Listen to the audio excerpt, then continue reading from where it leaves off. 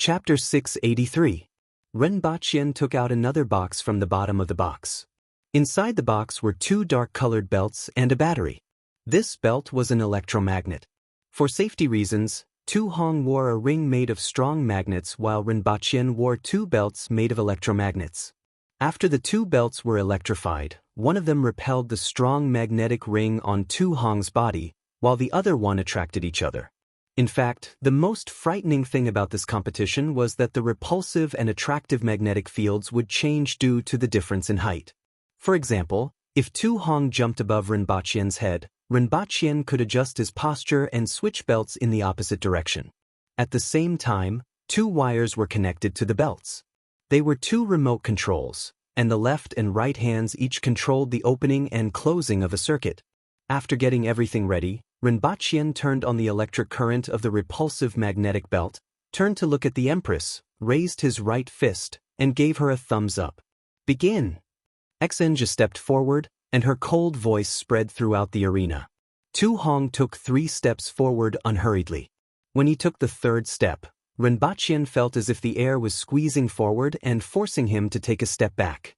At this time, the distance between the two was still 10 meters.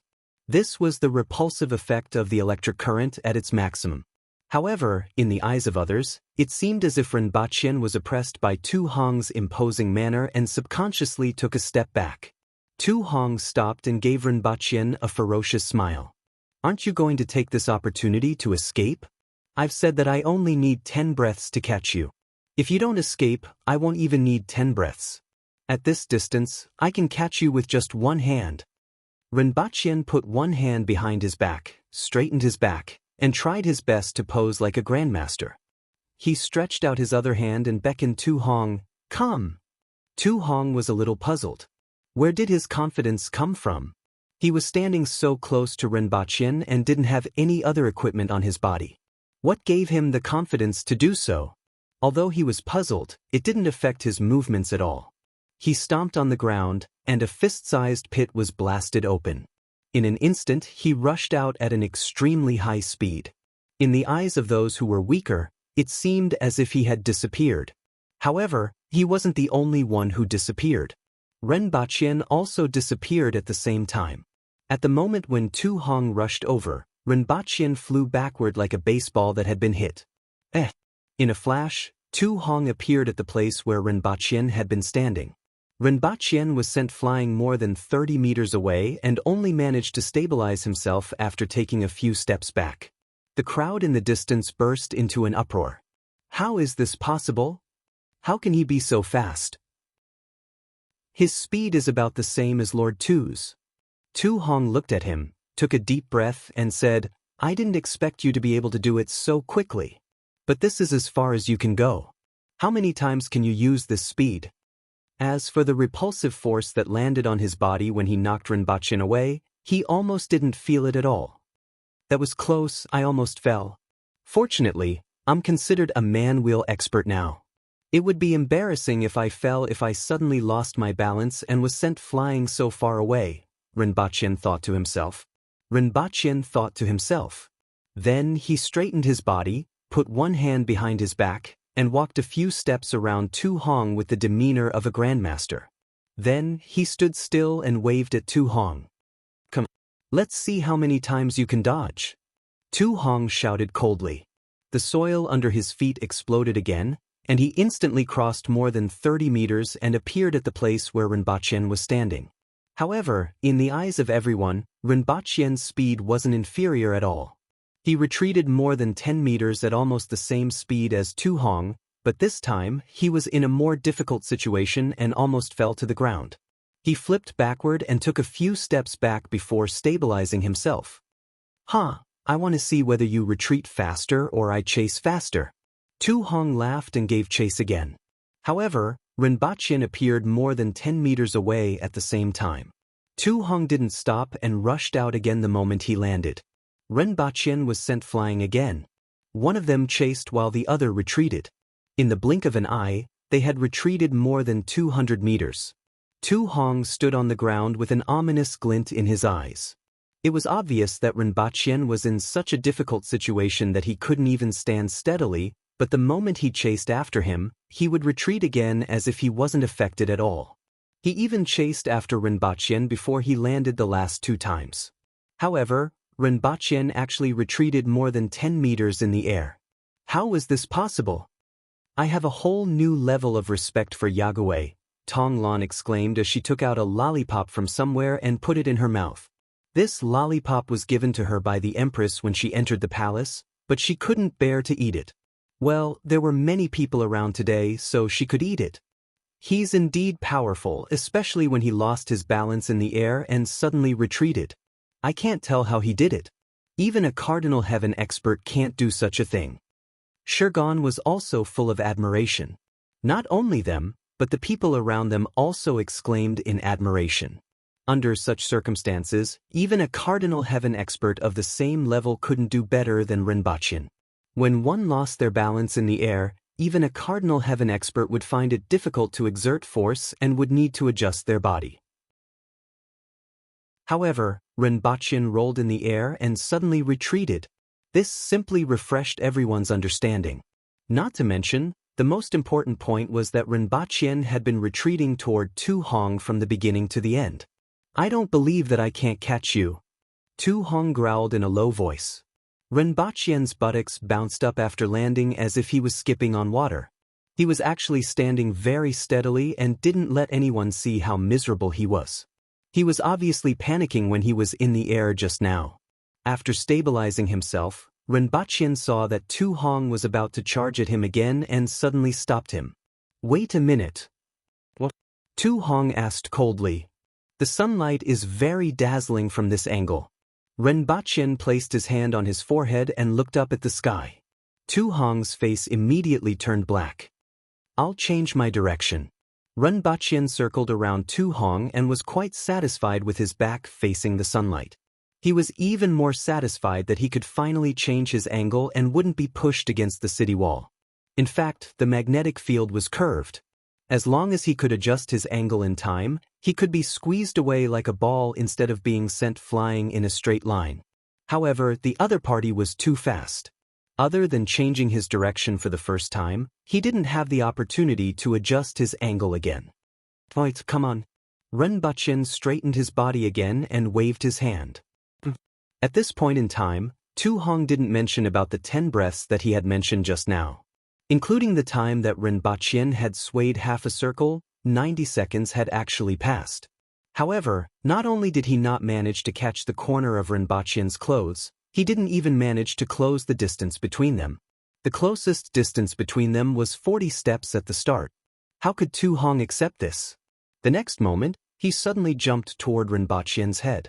Rinpochen only felt a repulsive force that pushed him backward and almost made him tumble. Then that repulsive force turned into a suction force, and Tu Hong, who was in the air, and Rinpochen, who was on the ground, were actually sucked toward each other. Tu Hong stretched out his palm in the air and grabbed Rinpochen. In addition, Rinpochen was pulled into the air by the magnetic force and couldn't resist at all. It was as if he was being sucked toward Tu Hong's palm. What kind of technique is this? The crowd in the distance had been in a state of shock when they saw Tu Hong trying to close the distance between them but failing. At this time, they were all dumbfounded when they saw this unforeseen event. There was even a technique that sucked people toward it. Chapter 684. In an instant, Rinpochen was sucked toward Tu Hong. Everyone at the side cried out in alarm. However, in the next moment, this exclamation turned into a gasp of cold air. Everyone inhaled in unison. Even Hong Xian, Bai Shihu, Lu Ruiyao, and the others gasped. When the two of them were 3 meters away from each other, they suddenly bounced away from each other. It was as if the two of them had punched each other in the air without anyone seeing. Rinpochen was suddenly smashed to the ground, while Tu Hong bounced away diagonally into the air. Then, the two of them suddenly flew toward each other, got closer and closer, and then bounced away from each other again. It was as if the two of them were fighting in the air that no one could see. The sudden changes made everyone a little stunned. They didn't know whether to breathe or not, and they couldn't make a sound with their mouths open. Bang! This time, Rinpochen couldn't control his body again and fell to the ground. He immediately rolled backward to stabilize himself and looked up at Tu Hong, who was falling from the sky. At this time, Tu Hong was also shocked. He knew better than anyone else that the two of them didn't make contact at all, and it was as if they were suddenly bounced away by the air. In other words, it was this thing on his waist that took him away. What did you do to this thing?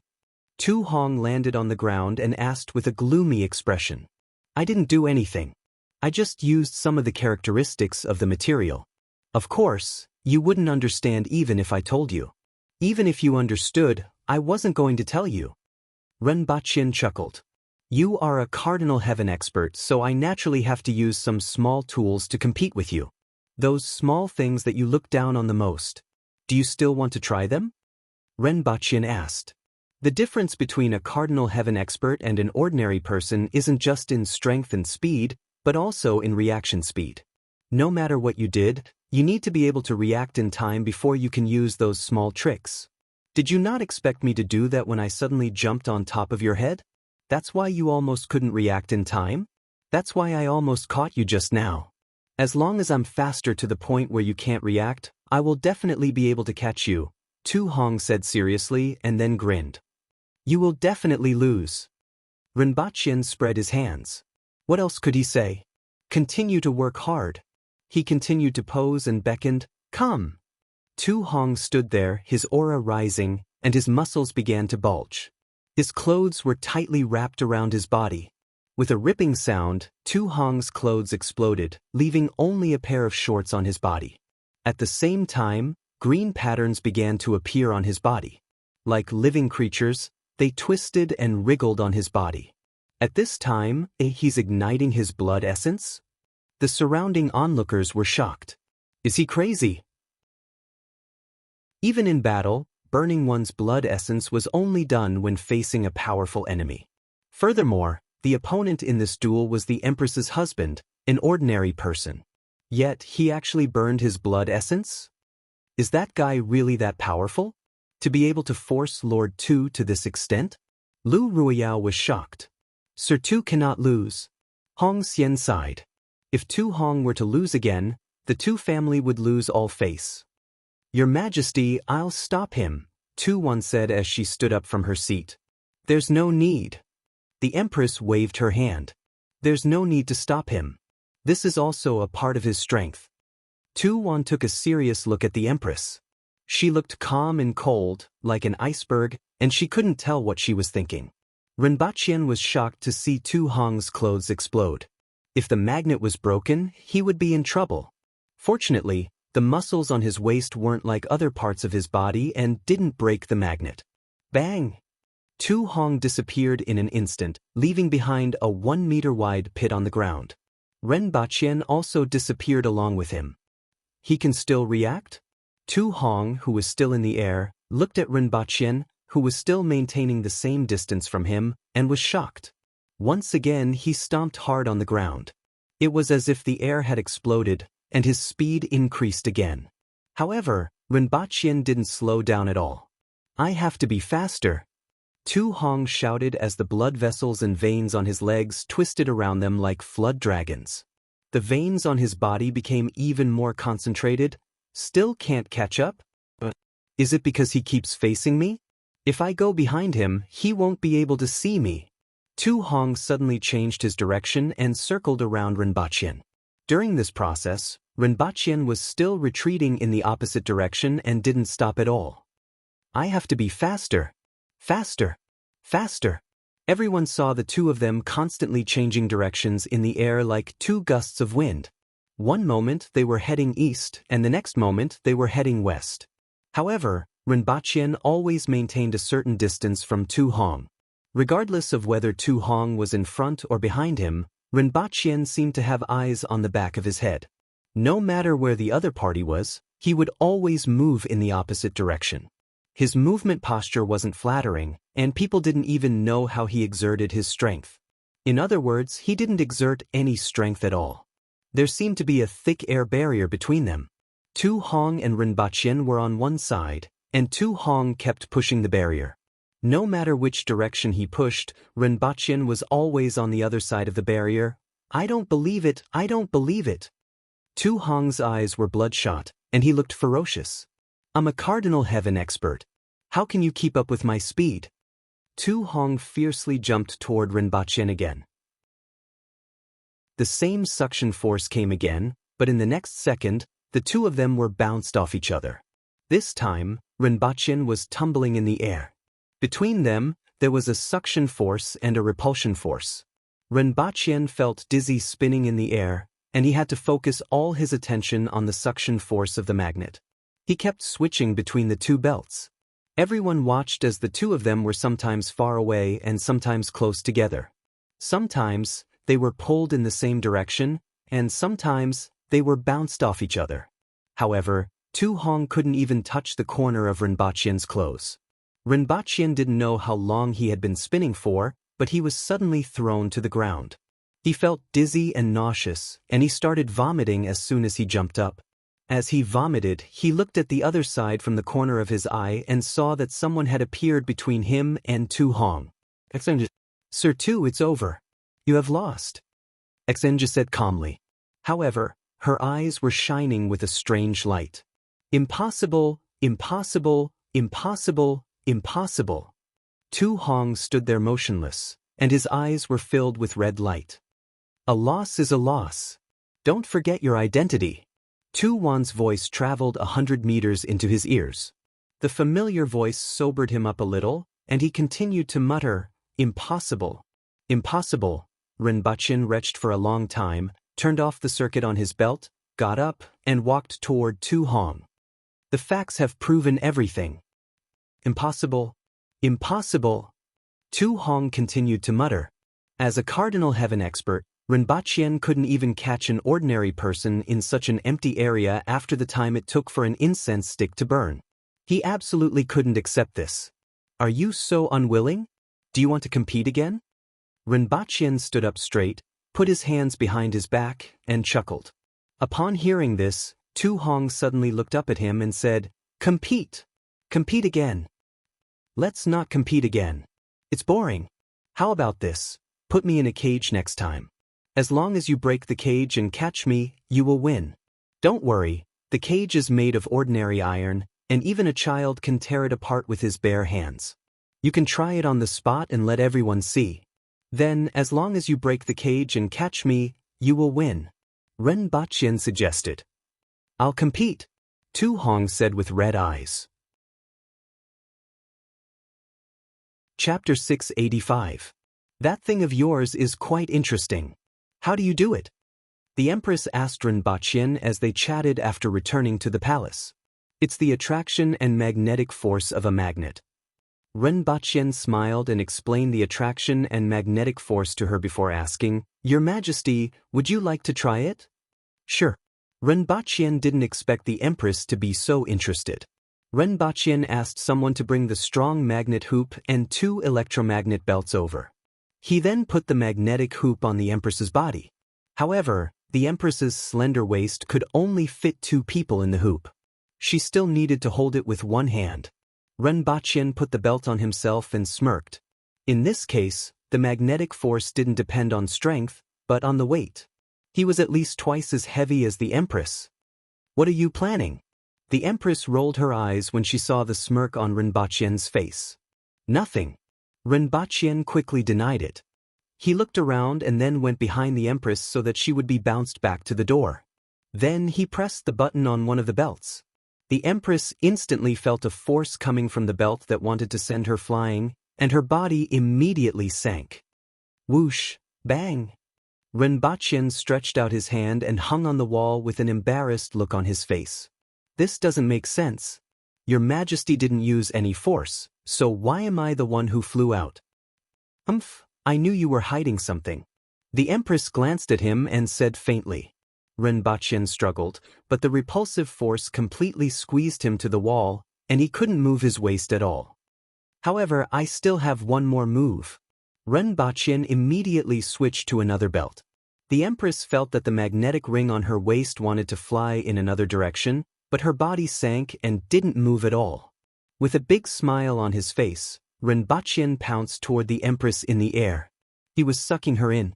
Seeing that Rinpochen was getting closer and closer, The Empress raised her right hand and pushed his shoulder, Kacha. Renbachian spun around and crashed into the Empress. The Empress grabbed his belt with one hand and spun her body on the ground. Her red muslin swayed along with her body. As the two of them spun on the ground, everything in the hall became blurry. Only the two of them looked at each other, and it was as if they were the only ones left in the world. Then, the Empress flung Renbachian out of the bedroom door like a cannonball. The Empress tossed a battery up and down. Sure enough, this was the problem. As soon as this thing was pulled down, the suction force disappeared. After a while, Renbachian came back with his face covered in dirt. One of his arms was dangling, and he had a tragic look on his face as he said, "Your Majesty, my arm was broken after you pushed me." The Empress sighed. "You are too fragile. Someone, get the doctor from the clinic here." Renbachian sighed and said, "To Her Majesty, there aren't many people who aren't fragile, right?" Fortunately, in the end, the doctor at the clinic took a look at him and found that it was just a dislocation, so he pushed him back. Renbachian's victory caused quite a stir among the officials of Lan City. Although Renbachian looked a little disheveled, he was only at the level of a Si-Fang heaven expert. He was only at the level of a cardinal heaven expert, while Tu Hong was a cardinal heaven expert. Even after the time it took to burn a stick of incense, they still couldn't catch him. Furthermore, most of the time, Renbachian's speed wasn't inferior at all. This was enough to shock everyone watching at the scene. First, Du Laolu defeated Tu Yu. Then, there was the match between Renbachian and Tu Hong. The results of these two matches had always been a huge shock to the aboriginal officials. Renbachian's words after the duel between Du Laolu and Tu Yu were also heard by everyone during this duel. Now, everyone was waiting for the next match in 7 days. While the officials of Lan City were shocked, the students of the academy were greatly encouraged, and their confidence skyrocketed. On the other hand, everyone in Tu Hong's residence was disappointed. No matter what the reason was, Kismet Heaven Tu Yu lost to Fourway Heaven expert Du Laolu and Cardinal Heaven expert Tu Hong lost to Fourway Heaven expert Renbachian. The results of these two matches made everyone in the two residents unable to raise their heads. They were also waiting for the next match. Although the results of this match made them understand that since Renbachian dared to take the initiative to propose another match, there must be a problem with the seemingly simple content. However, they couldn't figure out what the problem was even after racking their brains. General Exenyu. Renbachian called out to Exenyu, who was walking in the palace, with a kind smile on his face. "What's the matter?" Exenju pushed up her glasses. Behind the lenses was a sharp gaze. With these glasses, she could finally see everything in this world clearly. As a result, her attitude toward Renbachian, who had given her these glasses, was much better. At least, it wasn't as cold as before. "Can you help me with an experiment?" Renbachian tried to make his expression more amiable. Back then, he had used an electric baton and knew that the resistance of ordinary people in Dayo to electricity was only slightly better than that of people on Earth. However, he wasn't confident in dealing with a cardinal heaven expert. He had to make the other party lose their strength without endangering their lives. Therefore, he needed a cardinal heaven expert as a test subject. Although there were experts of this level everywhere in the imperial court. In other words, the imperial court was basically filled with such experts, it wasn't easy to find a test subject. Therefore, he set his sights on Exenju, who was in the palace. "Test?" Exenju was a little puzzled. "What do you mean?" "It's to help me test the power of a piece of equipment and see what effect it has on a cardinal heaven expert," Renbachian said bluntly. "Are you going to test it?" Exenju asked directly. "Yes. That will have to wait until after I see Her Majesty," Exenju replied straightforwardly. "Thank you very much. I'll treat you to a cake." Renbachian reached out and took out a piece of cake from nowhere. Renbachian felt like he was about to become Doraemon. However, Doraemon could take out all kinds of things like see-through glasses, while he could only take out all kinds of desserts. Who asked the people in the palace to only recognize desserts? Desserts were now almost a hard currency in the palace. At the very least, they could be used to deal with the Empress, Qing Yuan, Hong Luan, Lin Xiaola, and the person in front of him. Exenju didn't refuse. She took the cake from Renbachian's hand and walked toward the Empress's quarters. Renbachian returned to Pingle Park to play the slapping game with Tian Tian and Gun Gun. When the two pandas slapped him, Renbachian dodged them and slapped them with the back of his hand. The two pandas would turn around and sit there in a daze for a long time. After playing for a while, tears started to fall from Tian Tian's and Gun Gun's bean-sized eyes. Renbachian couldn't play anymore. Fortunately, Xinja came at this time. Chapter 686. Take a seat first. Renbachian brought Xinja to a room in Pingle Park. There was only one chair inside, and there were rows of wooden boxes in the corner. It looked like a storeroom. From the two uncovered boxes, one could see that they were filled with stun grenades that they had seen before. While Xinja stood there and sized up the room, Renbachian moved a few boxes from the side and took out a set of equipment. 5 cylindrical lithium batteries were connected in series and connected to an electric current controller. To calculate the damage caused by the electric current, one needed to calculate the voltage and the current flowing through the human body. However, this electric current controller could display the value of the current flowing through the human body. All right. Renbachian looked up and saw that Xinja was still standing there. Can you take off the metal armor? The test results won't be accurate if you are wearing metal armor. What do I need to do? Xinja asked. You need to be electrocuted to test the resistance of a Cardinal Heaven expert to electricity and the effects of it, Renbachian said. Here? Xinja asked again. Yes. Without another word, Xinja took off her half-body armor, revealing her smooth abdomen and beautiful curves. Renbachian thought that Xinja would be naked like before and even prepared clothes for her. He didn't expect her to be wearing a sports vest.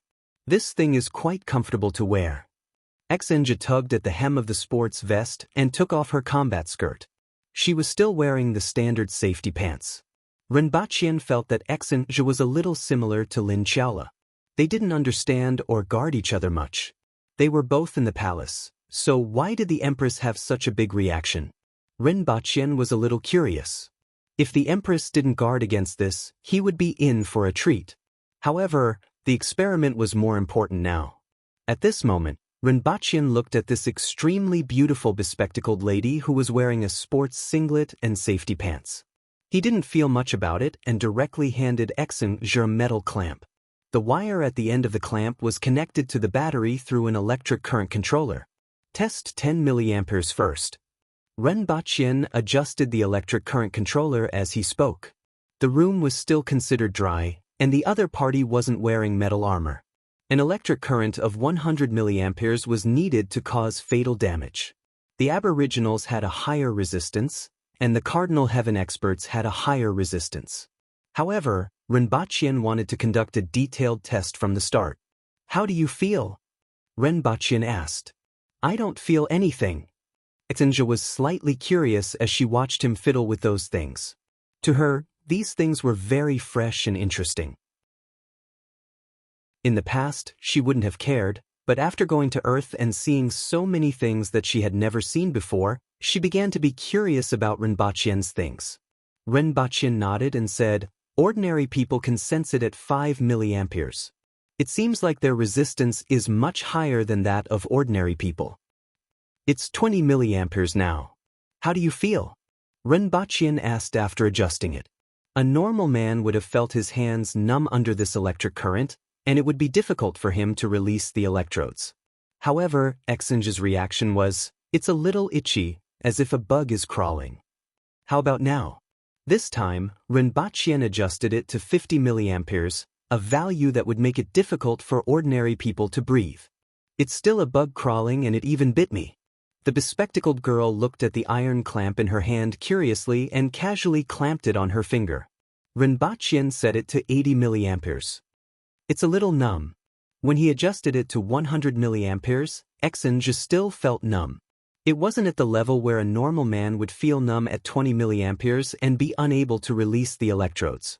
When Renbachian gradually increased the electric current to 150 mA, Xinja suddenly let out a soft groan. Or rather, it should be said that she moaned. This moan made Renbachian's heart skip a beat. After all, he could ignore such a woman sitting in front of him. However, who could ignore her if she let out such a sound? It's a very strange feeling. Exenja was at a loss. When the electric current passed through her body just now, there was an inexplicable feeling in her body. It was like an impulse that made her panic. Rinpoche calmed down and asked, "What do you feel?" "Try again." Exenja looked puzzled. As Rinpoche turned on the electric current, Exenja let out another soft moan. Exenja composed herself and said, "It's numb." Rinpoche adjusted it to 250 milliamperes again. This time, it was a soul-stirring moan that she had no idea what it meant for others to hear her make such a sound. Rinpoche was speechless. He looked up at Exenja, who was in front of him, and then looked at the electric current controller in his hand. Rinpoche felt that this experiment couldn't continue. "Wait for me." Rinpoche left Exenja in the room and went out to look for something suitable. If she let out such a sound again, he wouldn't be able to continue the experiment. He had the idea of finding a man to experiment on, but after thinking about what would happen if a man made such a sound, Rinpoche felt that it was better to let Exenja go.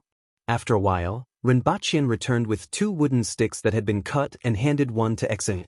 "What are you doing?" "Biting it," Rinpoche replied.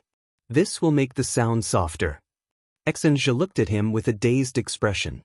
"Why don't you tone it down a little?" Rinpoche asked kindly. "It's a very strange feeling." Exenja frowned. "I will try not to make any sound." However, when the electric current reached 300 milliamperes, Exenja's body spasmed. It was as if she was having an epileptic seizure, and she let out a high-pitched moan, F***CK. When Rinpoche saw her reaction, a fire started to burn in his stomach. He was so frightened that he switched off the electric shock device and ran out of the room. Exenja didn't know what was going on, but he knew better than anyone else. He went out and poured a basin of water from head to toe before he felt slightly better. "Damn it, didn't I just want to do an experiment on the effects of electric current on a cardinal heaven expert?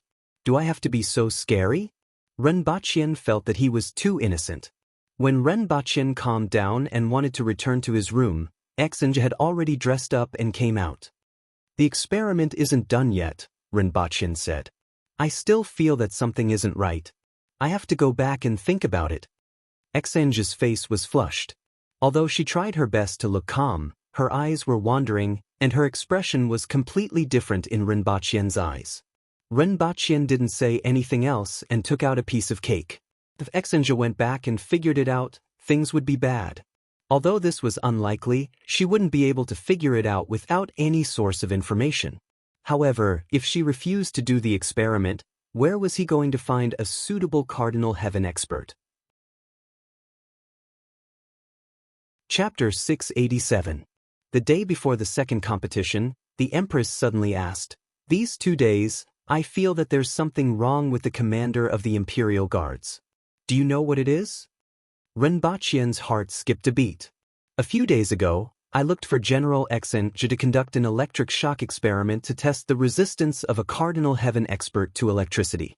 After all, if we don't understand it clearly and calculate accurately, we can easily lose our lives." "Electric shock?" The Empress looked pensive. "Is it like that person? Ning Kaichen?" Rinpoche didn't expect the Empress to remember him. "Perhaps it's that name." "You know who I'm talking about," the Empress said faintly. "However, what are you going to do if something goes wrong with the commander of the Imperial Guards?" "There won't be any problems. Ning Kaichen was an accident," Rinpoche replied. "If something goes wrong, I will be the commander of the Imperial Guards." "Forget it, I still have to protect you." The Empress waved her hand and glanced at him. Didn't he know how weak he was? The shock of the electric current might have affected General Exenja a little, but she should be fine after a while, Rinpoche explained. "I hope so." The Empress nodded. "In that case, I will go back to prepare." Seeing that the Empress was fine, Rinpoche got up and left. He only heaved a sigh of relief after walking a long distance out of the bedroom. It was just an experiment, but this was science. Why did he feel so guilty? However, he couldn't bring himself to think about the scene at that time. If another person had appeared there, he wouldn't be able to clear his name even if he jumped into the Yellow River. This was the first time Rinpoche saw Xinji's face. It was full of wildness, temptation, and a trace of helplessness. Later on, it was mixed with an expression of enjoyment. It was like a dancing flame that wanted to burn him and everything around him to ashes. When all the experiments were finally completed, Xu, who was a cardinal heaven expert, was drenched in sweat. It was as if she had just been fished out of the water. The two pieces of clothing on her body clung tightly to her body, and her body, which was drenched in sweat, reflected the sunlight that shone through the window. As for Rinpoche, he was also drenched in sweat. To be able to control himself under such circumstances, Rinpoche felt that he was much better than Liu Xiaohui, who was sitting calmly in bed. Fortunately, Rinpoche had obtained the information that he wanted. Under normal circumstances, the upper limit of Xinji's electricity tolerance was 550 milliamperes, but it reached 800 milliamperes after the initial ignition of her blood essence. Rinpoche estimated that the maximum limit of the blood essence burning should be 1000 milliamperes. When the blood essence was completely ignited, the electric current passing through the body would reach this value, and the entire body would be paralyzed. It would be difficult to breathe, and it would be life-threatening if the duration was prolonged. This duration was more than 10 seconds. However, this number was already terrifying enough. It was important to note that an ordinary person's life would be in danger if the electric current passed through their body exceeded 100 milliamperes. The resistance of a cardinal heaven expert was 5 to 10 times stronger. If one was stronger, their resistance would be even higher. As he pondered, the scene in that room appeared in his mind again, as well as the pair of eyes that were at a loss because of the changes in his body. He hurriedly shook his head to get rid of the thoughts in his mind. The look in her eyes made him feel very guilty. Xinji was different from Ning Kaichen. Ning Kaichen could choose his own path, and Xinji did not feel guilty. As for Xinji, her expression and gaze at that time were unforgettable, and he felt a little apologetic. Rinpoche walked briskly through the palace. Behind him, a woman in armor appeared from a corner. She looked at his back view and walked in another direction. Although it was an experiment and she knew what Rinpoche was doing, she always felt that something was wrong after the incident, but she did not know what the problem was. In particular, the feeling of her body at that time made her extremely terrified every time she thought about it. She wanted to forget it, but she could not. It was like a nightmare that haunted her. This time, Hong Xian and the others are betting again. The odds are 1-1 against Yagui. Are you guys betting? You won the last time. I'm betting again.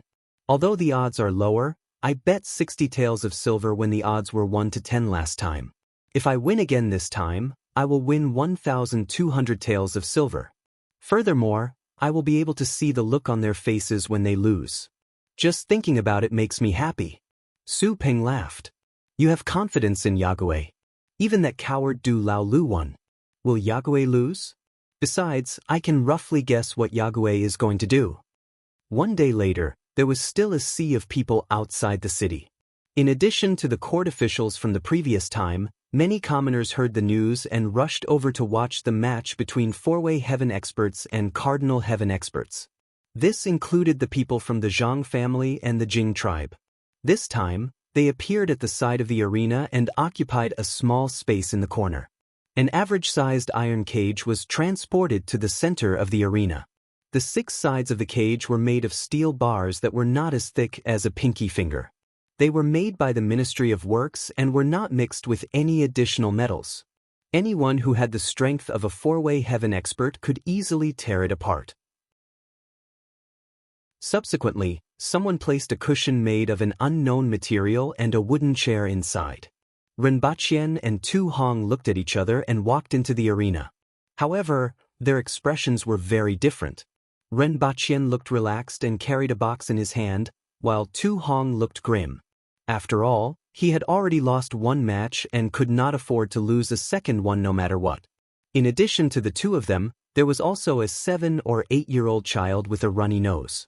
His strength was equivalent to that of a four-way heaven expert. For a commoner's child, this was considered pretty good. Rinpoche entered the cage through the small door, closed the door, and sat on the chair unhurriedly. He placed the box in his hands on the cushion at his feet, pulled out an iron clamp that was connected to a wire, and connected it to the bottom of the metal cage at the side. "It's done. You can try it first, just like what I said to you just now," Rinpoche said to the child with a smile. "Oh." The child went forward and pulled on one of the iron bars. It didn't take much effort for the iron bar to bend. "Let's go back and get the reward from that person," Rinpoche said with a smile. That child immediately ran back to the crowd with a happy face. These things were made by the Ministry of Works without any tampering. The tampering is on the box at my feet. As long as you can pull the cage apart, you will be able to pull me out and you will win, Rinpoche said calmly. Tu Hong naturally knew that the iron cage was made by the Ministry of Works and saw the child easily pull the iron bars apart. It could be said that he could break the iron cage with a slap.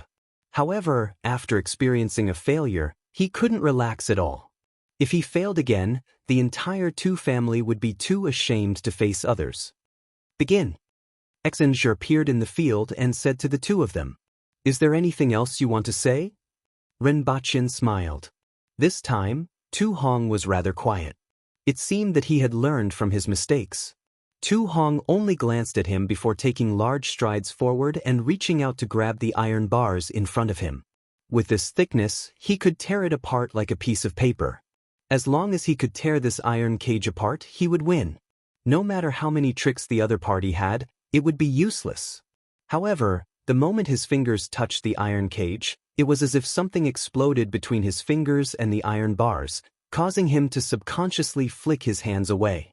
Is this the other party's trick? Tu Hong was delighted. Although he didn't know what it was, he was certain that he would win if this was the case. Then he grabbed the iron bars with both hands at an even faster speed. Rinpoche smiled when he saw Tu Hong's actions. This cage was full of electricity, and if Tu Hong kicked it away, he would be the unlucky one. However, it was impossible for Tu Hong to do that.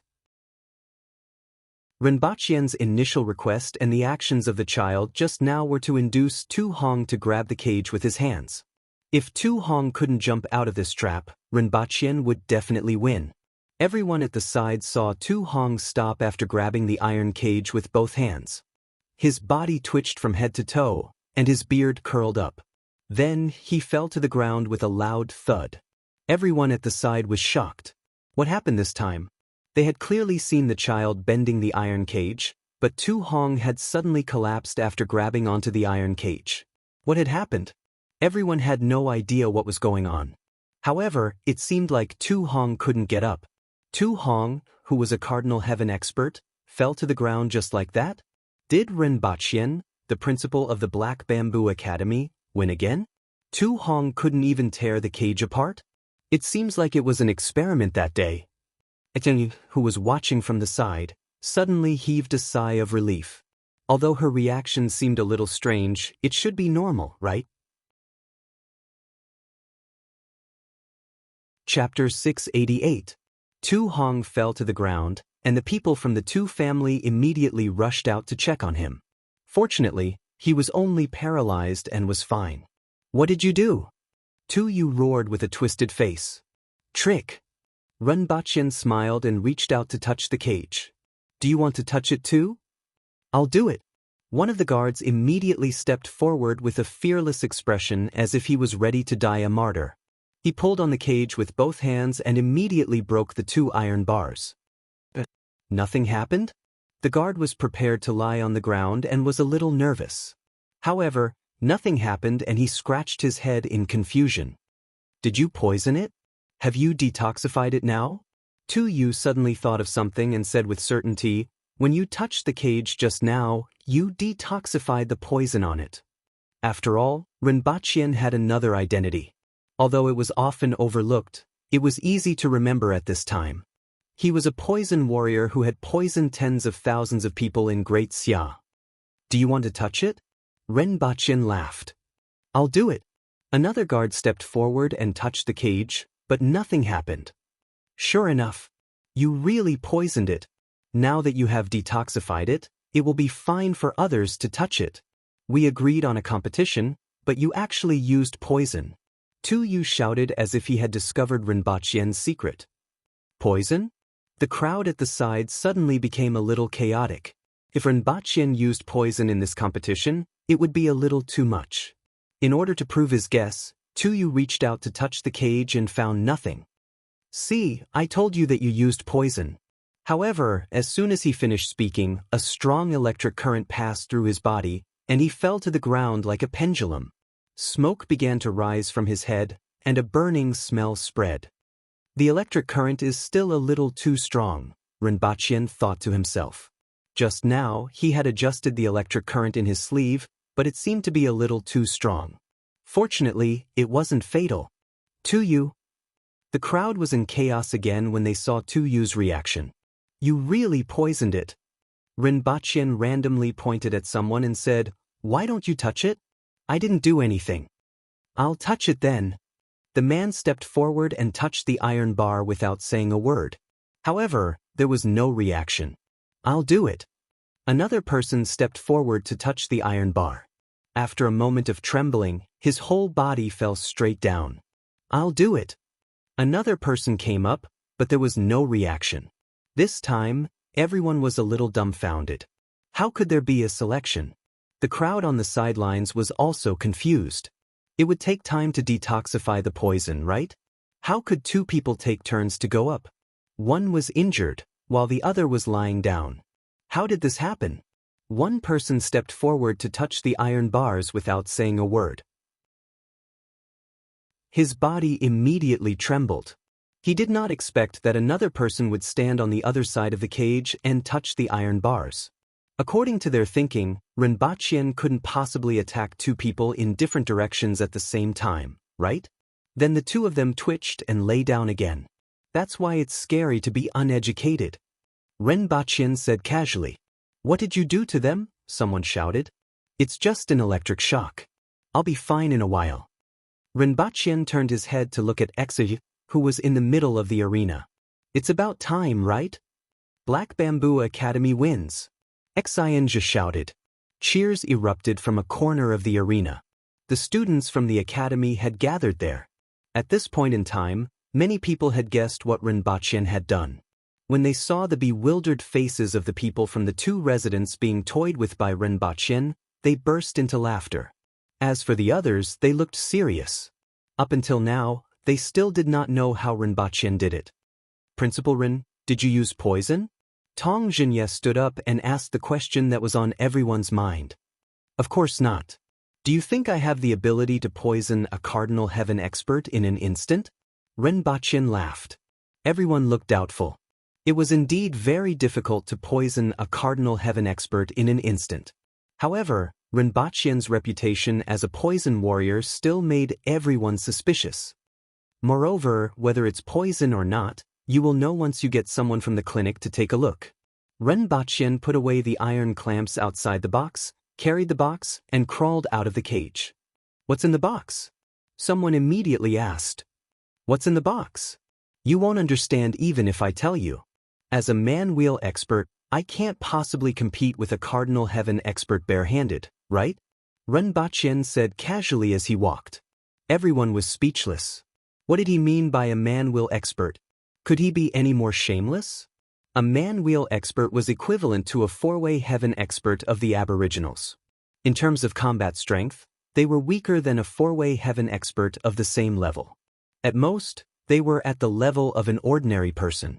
However, no one could say such shameless words that an ordinary person couldn't use external objects to compete with a Cardinal Heaven expert. Furthermore, the two of them were competing with external objects and the strength of their practitioners. Everyone was clear about this. Everyone watched as Rinpochian leisurely walked back while the people from the two residents became the background. They didn't know what to say. Everyone was a little dumbfounded. The impact of these two matches was indeed not small. In the eyes of the Aboriginals, Cardinal Heaven experts were already the top experts and were the lifelong goal of all Aboriginals. However, they were in an extremely sorry state and ended up losing 2 consecutive matches. Although these 2 matches couldn't represent everything, it was enough to illustrate some problems. Rinpochian was also very satisfied. After these 2 matches, he should be able to change the opinions of some people. With these people's opinions changed, it would be easier for him to do things in the future. Furthermore, the students of the academy wouldn't have to be looked down upon in the future. Just as Rinpoche was about to reach the Empress, everyone's attention was attracted by the people in the center of the arena. An extremely powerful aura rose from the center of the arena. Tu Hong's entire body was covered with greenish-black veins. He stood up straight from the ground, looked up at the sky, and roared, "I'm not convinced." Rinpoche immediately stopped, turned around, and looked at Tu Hong with an amused expression. "You still want to compete? Let's compete again. I don't believe that I can't win after painstakingly attaining the cardinal heaven level." Tu Hong roared angrily. His face was full of unwillingness, anger, and grievance. "Then what do you want to compete in?" Rinpoche felt that he should give his opponent a chance. "Our fists." Tu Hong roared without hesitation. "You are stronger than me in terms of fists, but I can agree to compete in destructive power. We don't need to compete in anything else. We just need to find an object and compete in destructive power. Based on my calculations, 7 days later is an auspicious day," Rinpoche said. "Let's compete in this." Upon hearing this, Tu Hong spat out these 4 words. He closed his eyes, and the skin all over his body exploded. Fresh blood spurted out from the surface of his skin as he fell backward. Chapter 689. The second floor of Shanhui Building had always been the gathering point for the children of the officials in Lan City. If a brick was thrown in and hit 2 people, at least one of them would be the son of a rank 5 official and the other would be a rank 4 official or above. However, there was a gloomy atmosphere in Shanhui Building. I didn't expect Sir Tu to lose 2 rounds in a row. I thought that a Cardinal Heaven expert would definitely win. Someone sighed. "How much did you lose?" The person who sighed stretched out 2 fingers. 200 taels? Where did you get so much money?" "It's 110 taels. Not only did I lose all my wealth, but I also lost 100 taels from my small group." "Your entire wealth is only 10 taels. "Nonsense. You borrowed 5 taels from me at Jinyu Building previously. Otherwise, I would have 15 taels. Stop talking nonsense and return the money." If the young masters of Great Xia and the Yun Nation heard their conversation, they would laugh themselves to death.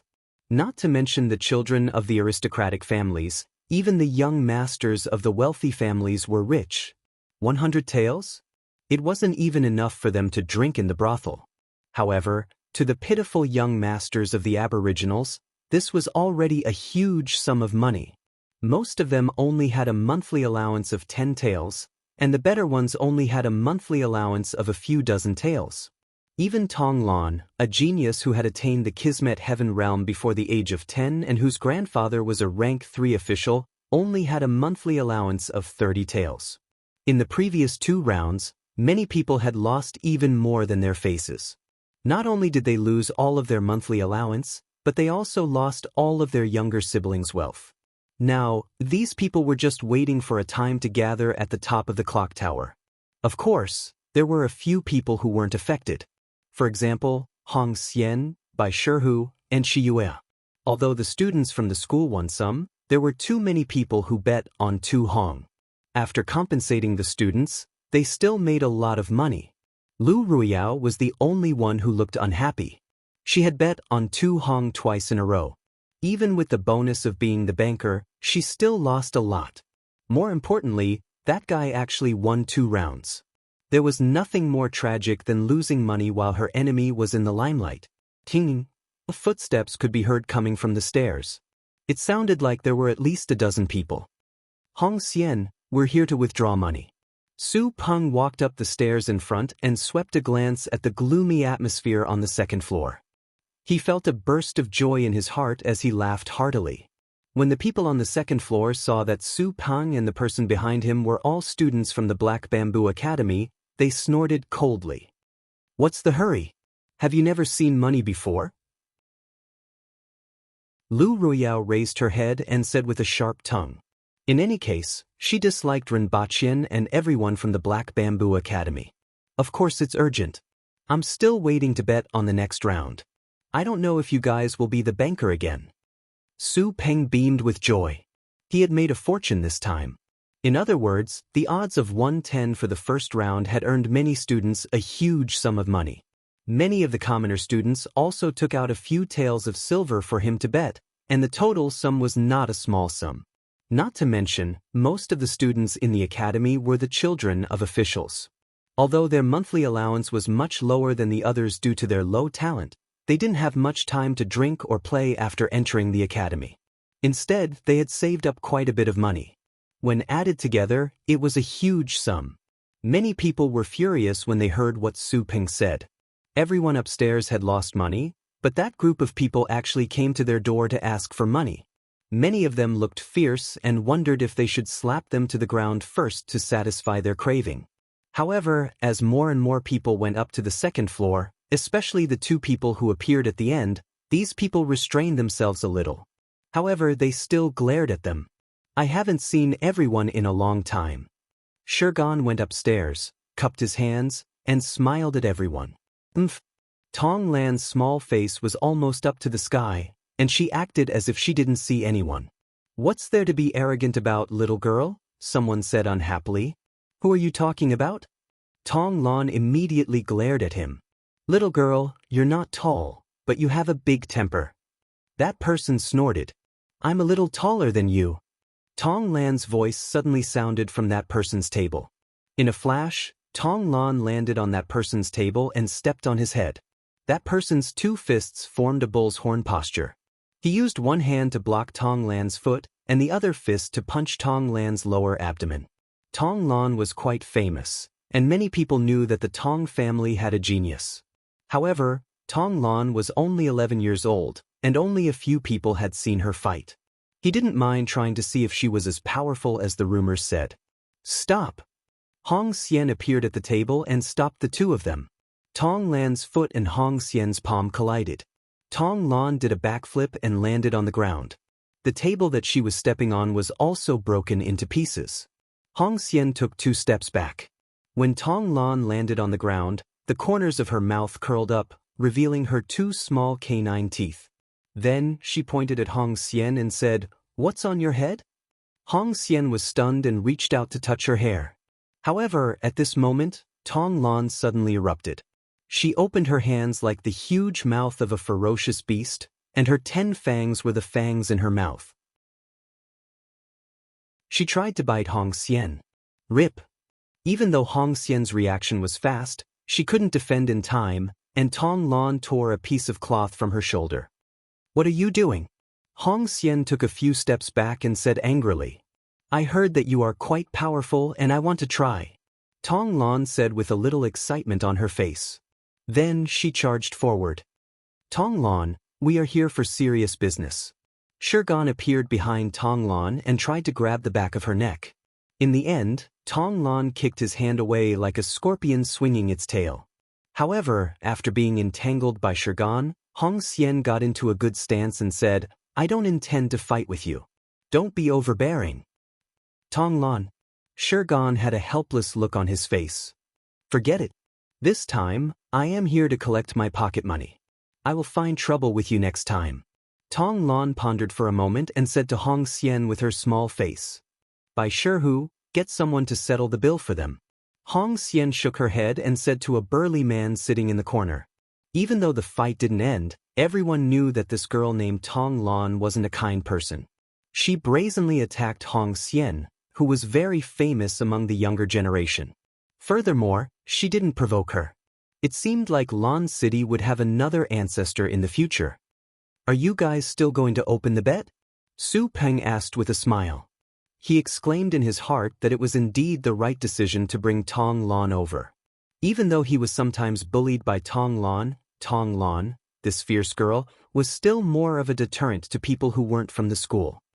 Of course, Principal Ren's payout is 2-1, and Sir Tu's payout is 1-2, the burly man in the corner said honestly. So little? Su Peng was surprised. The first time it was 1-10 and the last time it was 1-1. Why was it 2-1 now? Who doesn't know about what happened in the north?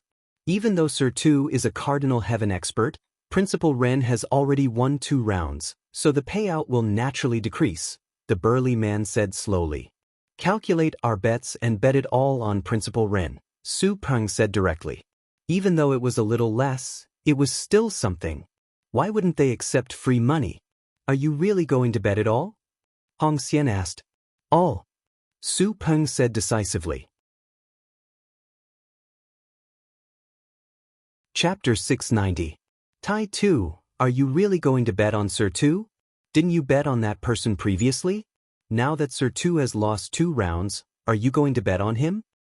In my opinion, Sir Tu is in danger this time. Have you heard about what happened in the north? Back then, that person sent something to the Great Xia barracks and killed the commander of the Great Xia army? I don't care about that. I never look at these things when I bet. I only look at the odds. Whichever odds are higher. If you don't bet, then bet on a big one. All in. If you win, book the entire brothel, and if you lose, go back to the mountains to hunt. A dark-skinned, fierce-looking youth was beaming with joy as he stood on the street. Your family is really strange. Everyone has a monthly allowance, but you still want to go hunting in the mountains. A youth laughed. My father said that strength is gained through fighting, not through training. He fought all the way from the mountains to Lan City like this.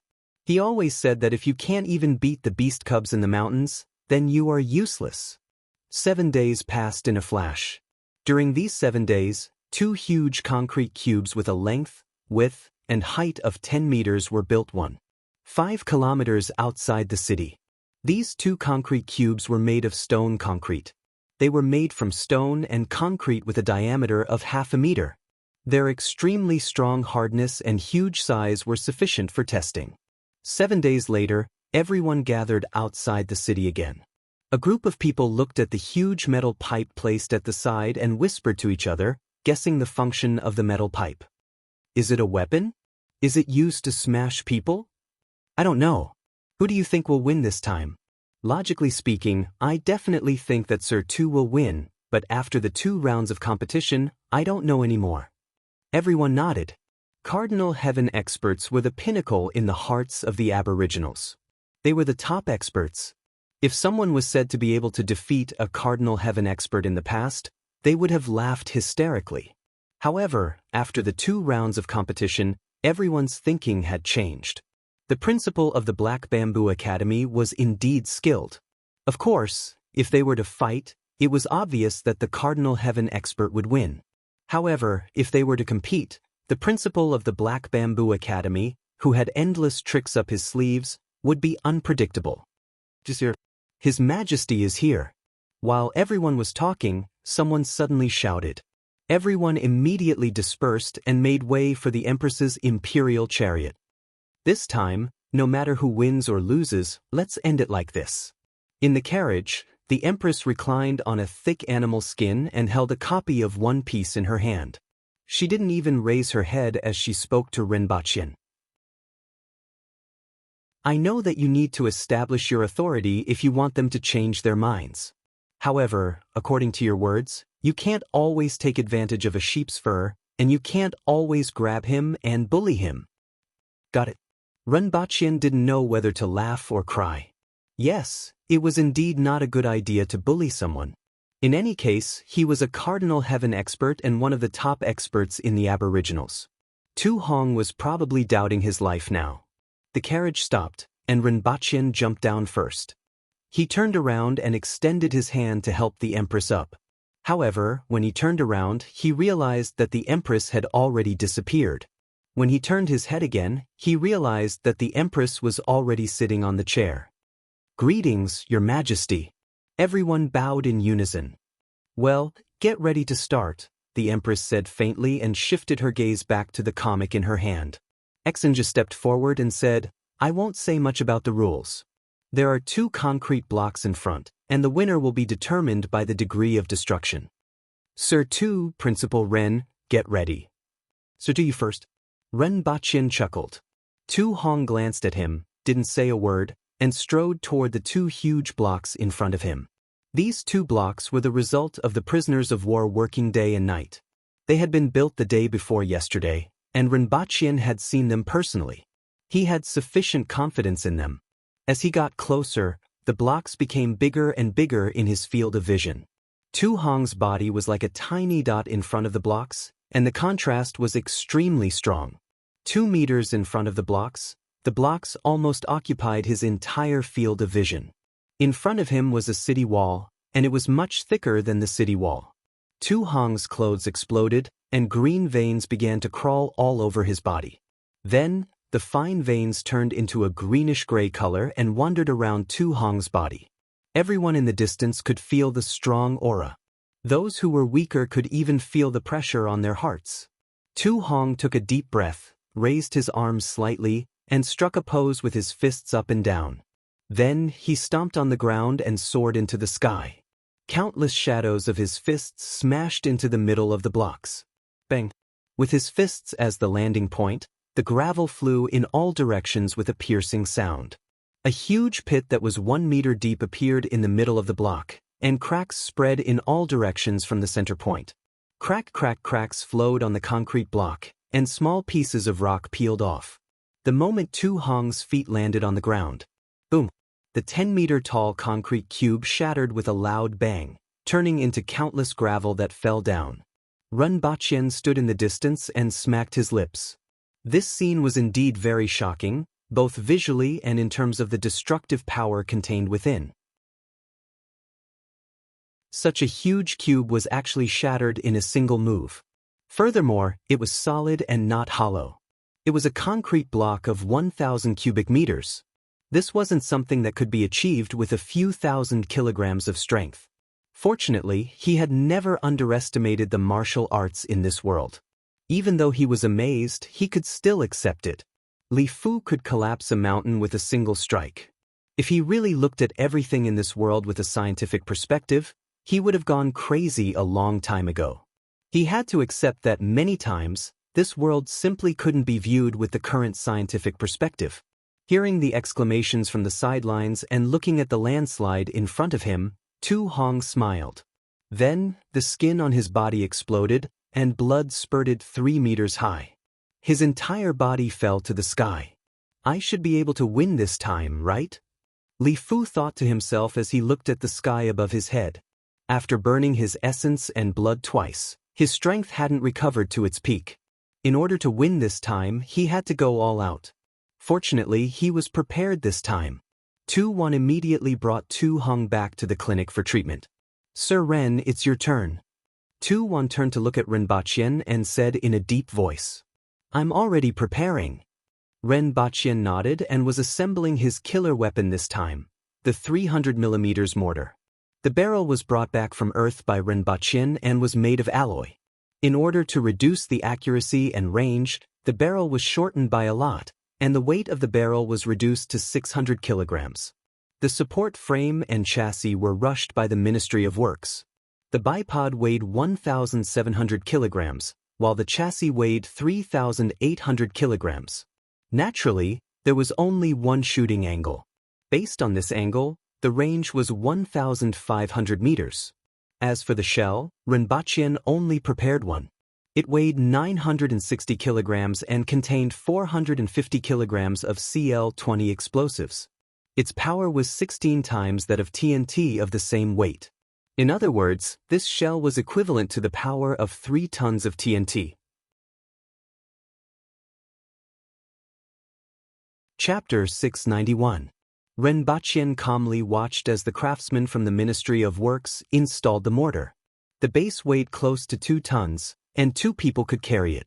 Home of 2 feet weighed 1,700 jin, and 1 person could carry it on his shoulders. Sometimes, Rinpochian felt that it was a waste of talent to not send these people to build the pyramids. All the parts were made by the Ministry of Works with the blueprints, and the card slots at the joints were all hand-hammered out. Although there were some minor problems, it was no big deal when it was installed.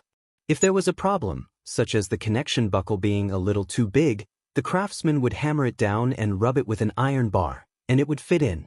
There was nothing wrong with the saying that strength creates miracles. It took half an hour for the mortar to be installed. Your Majesty, let everyone retreat, Rinpochian said. The Empress shifted her gaze away from the manga and narrowed her eyes as she looked at his face. The sunlight behind Rinpochen was somewhat dazzling. We're already so far away. Isn't that enough? The Empress asked as she pointed at the concrete cube in the distance. It's too close. I'm afraid of an accident. It's best to retreat 2,000 steps, Rinpochen said. In order to make it easier for them to watch, they stood no more than 200 meters away from the concrete block. It was too close, and it was too easy for them to be accidentally injured. Furthermore, most of the components of this mortar were manufactured in Daeyo. If something went wrong, such as the landing point being slightly off target, he was afraid that half of the imperial court would be wiped out. The Cardinal Heaven bigwigs would be fine, but half of the officials would be dead or injured. Even if there were no problems, the destructive range of the fragment was not small, and it would definitely include this place. The Empress looked at him suspiciously and asked, "Don't tell me you used a nuclear warhead?" With regards to the might of a nuclear bomb, the Empress was still extremely fearful. That thing wasn't something that a human could withstand head-on. If she was far away from the explosion, she was confident that she could escape. If she had been too close to the explosion site, she could clearly remember the video and photos she had seen at the time. The consequences would have been very serious. It's not a nuclear bomb. That control is too strict. They won't let go no matter what. However, the power of this cannonball isn't weak. Otherwise, how can everyone be convinced? Rinpochen said. The Empress looked suspiciously at Rinpochen again before calling Exinja over. Get everyone to take 1,500 steps back. Exinja didn't ask any questions and turned around to make the arrangements. After that, the crowd at the back started to get chaotic. Although they didn't know what His Majesty had planned, they gradually retreated. Could it be that that person's moves are too powerful, and Your Majesty is afraid of hurting us? Lu Royale said in a strange tone as she walked backward with her hands behind her back. Who knows? Hong Xian said indifferently. There must be a reason why His Majesty made such arrangements. We'll just have to wait and see. Then, he said coldly, Young Sparrow Hawk, you've gone too far. You even dare to question His Majesty. Lu Royale was stunned for a moment, then she said softly, I'm sorry. It's not that I'm sorry. It's just that you're in danger. Hong Xian shook her head and warned. I'll be careful. After everyone had retreated to the back, Rinpochen got someone to clear the space in front and behind the mortar.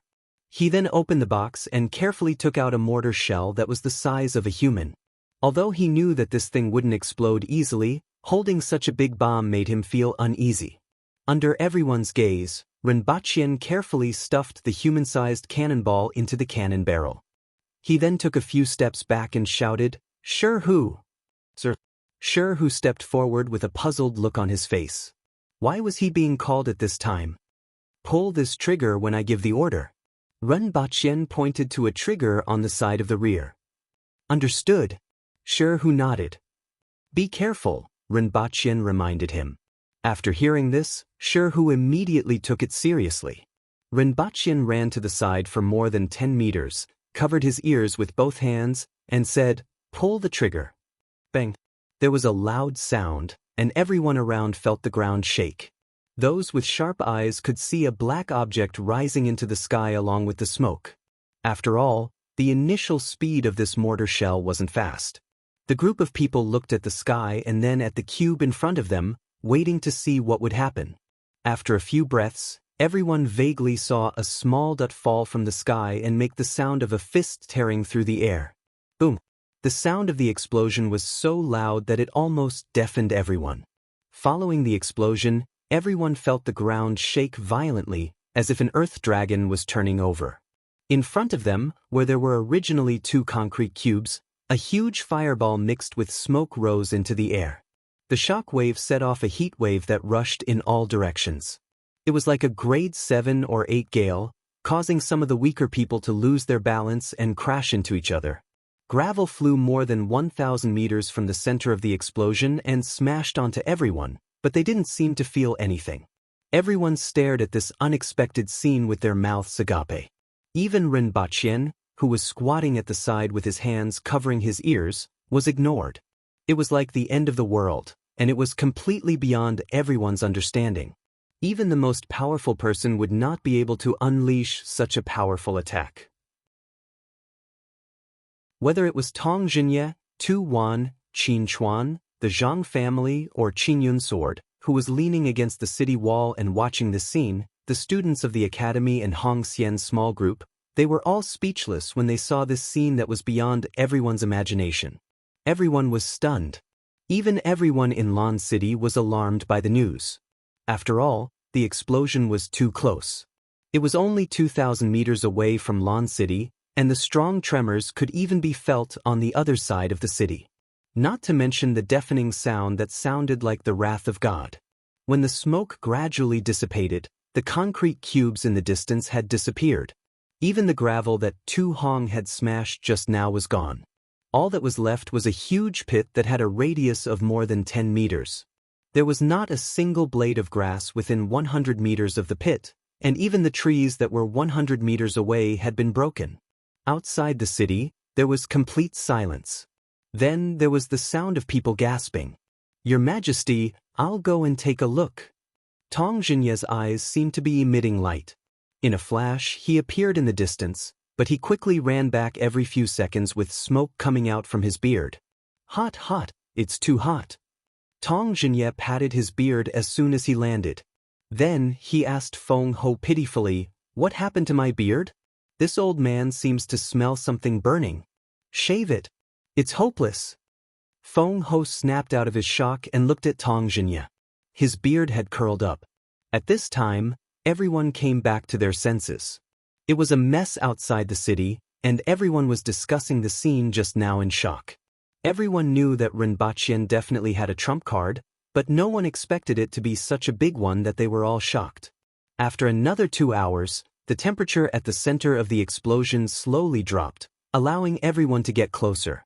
Everyone gathered around and saw that there was a huge pit with a radius of 50 to 60 meters and a depth of more than 20 meters. This power wasn't just big, but it was simply terrifying.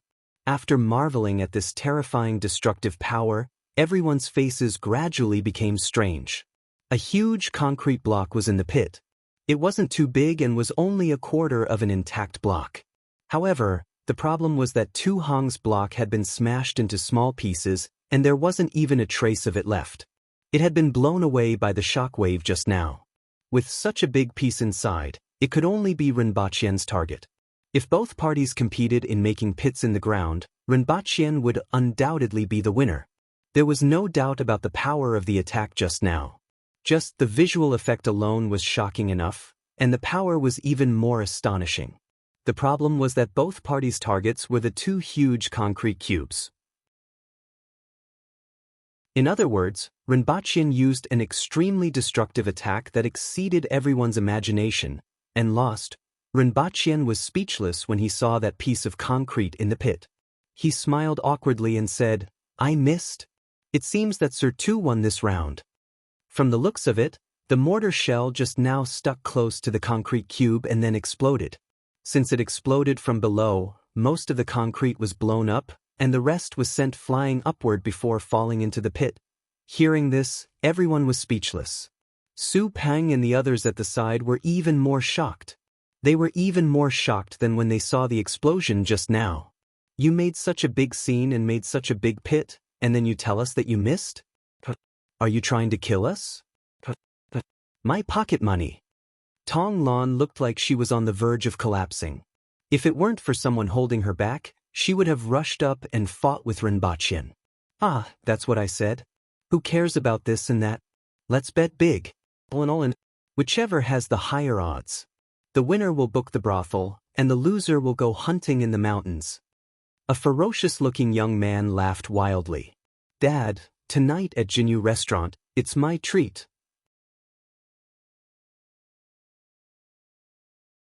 Chapter 692.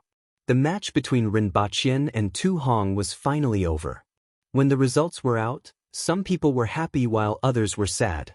The students from the academy looked miserable. Almost all of them had lost and were gnashing their teeth in anger. They wanted to fight Rinpoche to the death. The ones who were happy were Hong Xian and the others, or the people from the Protectorate of the North and the Protectorate of the South who were in charge of affairs in Lon City. They had made a small profit this time. Although this amount of money wasn't a lot for the two protectorates, it was still very useful. Most of the people returned with different thoughts in their minds. In any case, these matches allowed many people to see the effects of external objects. They weren't as unbearable as they had always thought. Especially in the last match, although Rinpoche's shot was off target, it could be said that it was a glorious defeat. In terms of destructive power alone, it was shocking and much more important than Rinpoche's previous reputation as a poison warrior. Even in a crowded situation, the number of people killed by this bomb was only a fraction of the number of people who were poisoned to death. Even experts like Tong Jinye and Qin Chuan couldn't create such a huge pit with a length and width of 50 to 60 meters and a depth of 20 meters, but Rinpoche did it as an ordinary person. Under special circumstances or carelessness, even a cardinal heaven expert would be seriously injured or even killed by this attack. If there were 10 or 100 of such things, even a cardinal heaven expert would have to take a detour. The value of Black Bamboo Academy and Rinpoche's strength had greatly increased in everyone's hearts. Even the students of Black Bamboo Academy were re-evaluated. After that explosion, Black Bamboo Academy truly became the #1 academy in Daeyo. Of course, Daeyo didn't have a second academy. It didn't even have a school. However, Black Bamboo Academy's status had greatly increased in everyone's hearts. As the principal, Rinpoche's status had instantly risen to the level of a cardinal heaven expert. This time, not only did no one gossip, but many people began to wonder if they could also send their own disciples to the academy. In any case, besides practicing martial arts, they usually went around fighting. Going to the academy wouldn't affect their martial arts training and could even learn some things from Rinpoche. Over the next few days, the news and results of the duel between Rinpoche and Tu Hong began to spread throughout Lon City. After all, the explosion was too loud and could be said to have alarmed the entire city. It was impossible to hide it even if one wanted to. For the next few days, there were people discussing it on the streets and alleys. Many people even specially went to the outskirts of the city to see the big pit. When they found out that it was created by Rinpoche, they were all astonished. The commoner disciples of the academy became celebrities for a few days in a row. When they returned from school, they were surrounded by a group of people asking all sorts of questions. Some were curious about Rinpoche, some were inquiring about what they learned from the academy, and some were inquiring about how to enter the academy. This allowed them to finally gain some comfort after experiencing the great loss of becoming rich and losing their family fortune. After all, if the academy became famous, they would also feel honored. More directly, the treatment they received in and out of the street every day was different. This was something everyone could feel.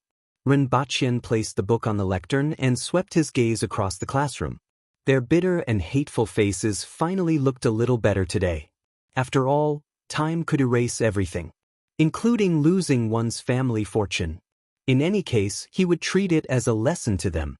Uncontrollable things like gambling and jumping off cliffs should be kept away. That afternoon, the attention of the students was focused on another matter, which was how to send the train out of the city. These days, the construction of the railway tracks in the academy and the outskirts of the city didn't stop at all. Everything was finally completed, and the next step was to test the train. However, how to send the train out of the city was still a problem. One option was to push the train over since it had wheels. However, this idea was immediately opposed by a bunch of people. After all, trains were currently designed to travel on rails. Inside the wheels was a disc that was larger than the wheels, called the wheel rim. If the train was pushed all the way over, the wheel rim would be scrapped. Furthermore, due to the thickness of the wheel rim and the weight of the train, it was estimated that all the stone slabs along the way would be crushed.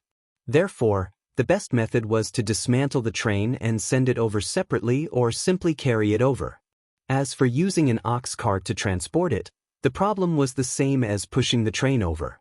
All the stone slabs along the way would be crushed. Furthermore, whether the wooden wheels could withstand the weight was another matter. Everyone thought that the train's weight of 6,000 to 7,000 kilograms wasn't a problem, so they simply carried it over. As for the candidate to carry it, Qing Lian was the first choice. She was from Great Xia and didn't get along with everyone. Even after school ended, no one knew where she went. Furthermore, she wasn't very strong. It's best to have an expert on board to share the burden of the others, someone said. Naturally, the experts in the academy were Gan and Tong Lan. Tong Lan sat on the train and swung her legs. When she heard what the others said, she immediately stuck out her flat chest and had a proud expression that said, "I won't carry it even if you come and beg me." However, everyone knew that this was her character. If she really had to do it, she wouldn't be careless. Forget about Tong Lan. She's too short. She won't be able to reach it even if she raises her hands, Gan said with a smile. Tong Lan, who was on the train, immediately stiffened. She was completely frozen. Too short, too short, too short. These three words struck Tong Lan like lightning. She was crispy on the outside and tender on the inside. "What did you say?" Tong Lan glared at Gan fiercely. Gan raised his bent hands and said unhurriedly, "Can you reach this height?" Looking at the height of Gan's hands, Tong Lan's face turned green. This was because she really couldn't reach it. Her height only reached Gan's chest. When she raised her hands, she was only slightly taller than Gan's head. "All right, let's arrange the rest of the people now." Gan laughed. Tong Lan gritted her small canine teeth and had the intention to kill someone. In the end, apart from Qing Lian and Tong Lan, everyone else was divided into 3 batches. Each batch consisted of 10 people and had to take turns every once in a while. Seeing that everyone had broken the courtyard wall and carried the train out, Tong Lan frantically shouted 3 times in the courtyard. Is it my fault that I'm short? Is it my fault that I'm short?" After everyone sent the train out of the east gate, they began to rejoice that their decision to carry the train was indeed correct. It was nearing the rainy season, and it rained every 2 or 3 days. Even the official roads outside the city would sink into the mud, not to mention that the position of the railway was slightly off. Thus, the journey was filled with mud and water. It took half a day to carry the train to its position. There were railway tracks inside and wooden fences surrounding it. There were also many soldiers guarding it. Otherwise, with so many railway tracks, it would have long been carried away. For the next few days, everyone modified the train and checked the condition of the railway tracks. They also added a shed to the back of the train to block the rain and a carriage to load coal.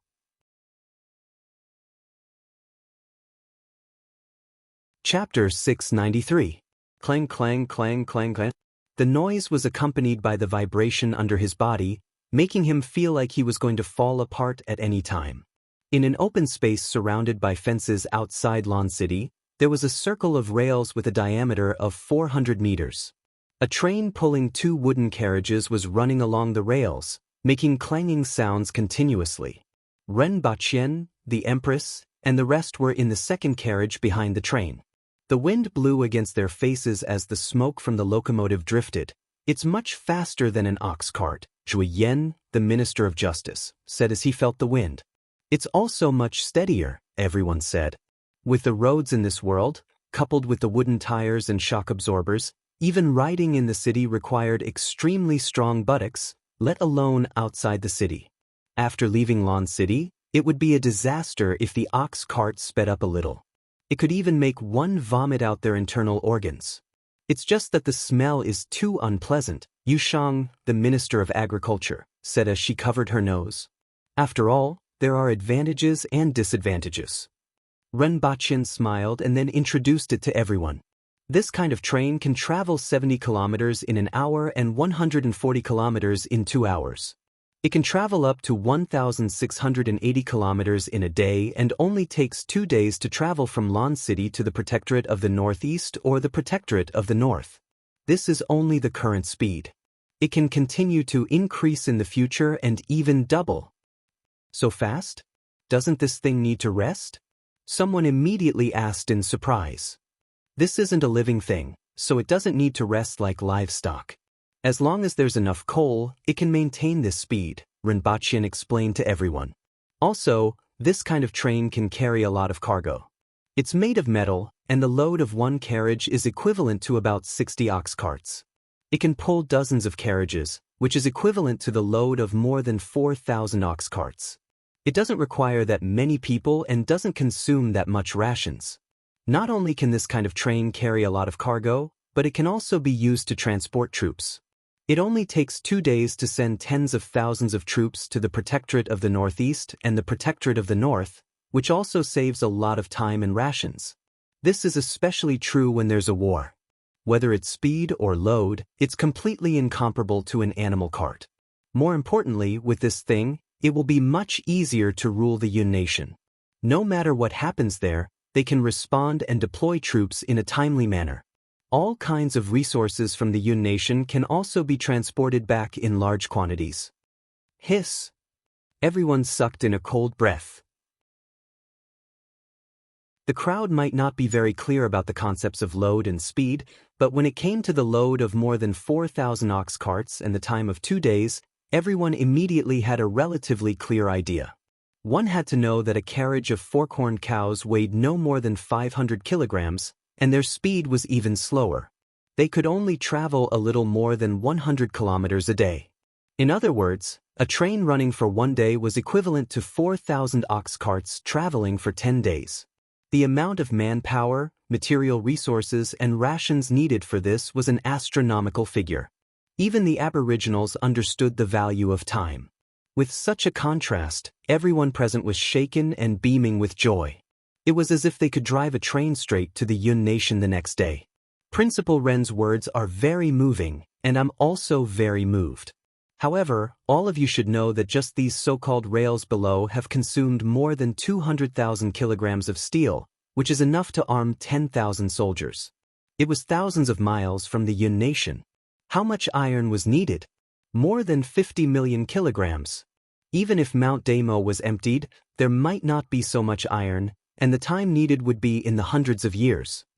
Tu Wan poured a bucket of cold water on everyone from head to toe. Everyone didn't need to count with their fingers. Just hearing that more than 100,000 kilograms of iron was enough to scare them. What was even more frightening was the amount of iron needed to spread from here to the Yun nation. This number had completely exceeded everyone's understanding of numbers. They always felt that this number was inexplicably far away, so far that it seemed impossible to achieve. Everyone was dumbfounded as they looked at Tu Wan and Rinpochen, not knowing what to say. Doesn't that mean that it can't be built at all? Someone sighed. No. My plan is to connect Lan City to the Yun nation in 10 years, not to the Protectorate of the Northeast. Rinpochen waved his hand. Everyone, please listen to me. In fact, it's not as difficult as you think. Although iron ore is scarce in Dayo, there is no shortage in the Yun nation. As far as I know, there are 7 known iron ore mountains in the Yun nation, and I'm afraid there are more that have yet to be discovered. This railway is calculated to be 4,000 kilometers long, and according to the standard of 100 kilograms of iron per meter of rail, it will require 400 million kilograms of iron. Even the smallest iron ore mine will contain at least 100,000 kilograms of iron ore. Based on 50% of the iron ore content, there will be 250 million kilograms of iron and steel, which is enough to build such a railway. A slightly larger iron ore mine can build 10 such railways, and a medium-sized iron ore mine can build 100 such railways. Therefore, you don't need to worry about the amount of iron and steel consumed. The Yun nation has enough iron and steel reserves. As for mining, that's even less of a problem. As long as a prisoner of war can mine 5 kilograms of iron a day, it will be more than 1,500 kilograms a year. The iron ore mines in the Yun nation aren't like those on Mount Damo. Do you think that each of them can't even mine 5 kilograms of iron a day?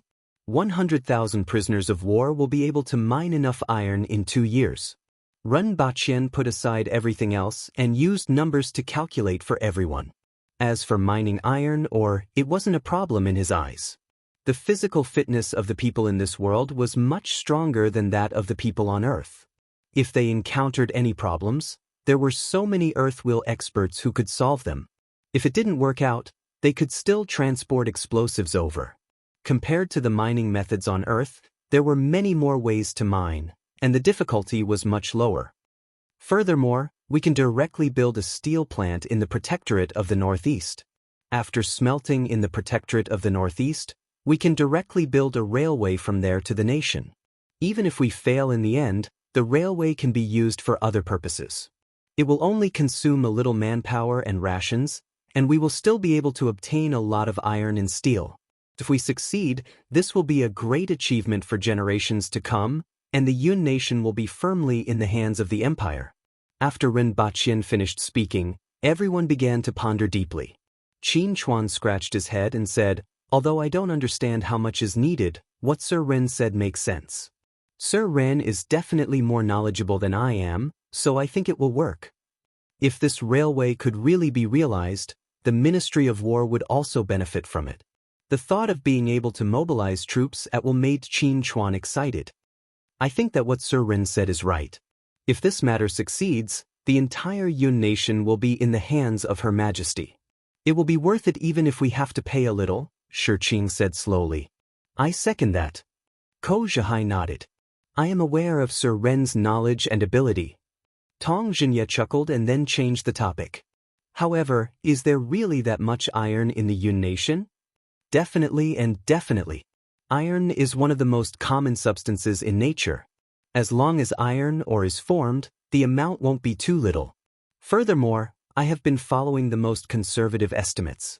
Based on the level of prospecting in the Yun nation, most of the iron ores that can be discovered are exposed open-pit mines. The reserves and/or quality may be higher than what I have said. In particular, 3 of the iron ores are very close to each other, and it is very likely that a large iron ore is buried underground. The location of these 3 iron ores is currently where the vanguard of Protector General Zi Donglai's troops is.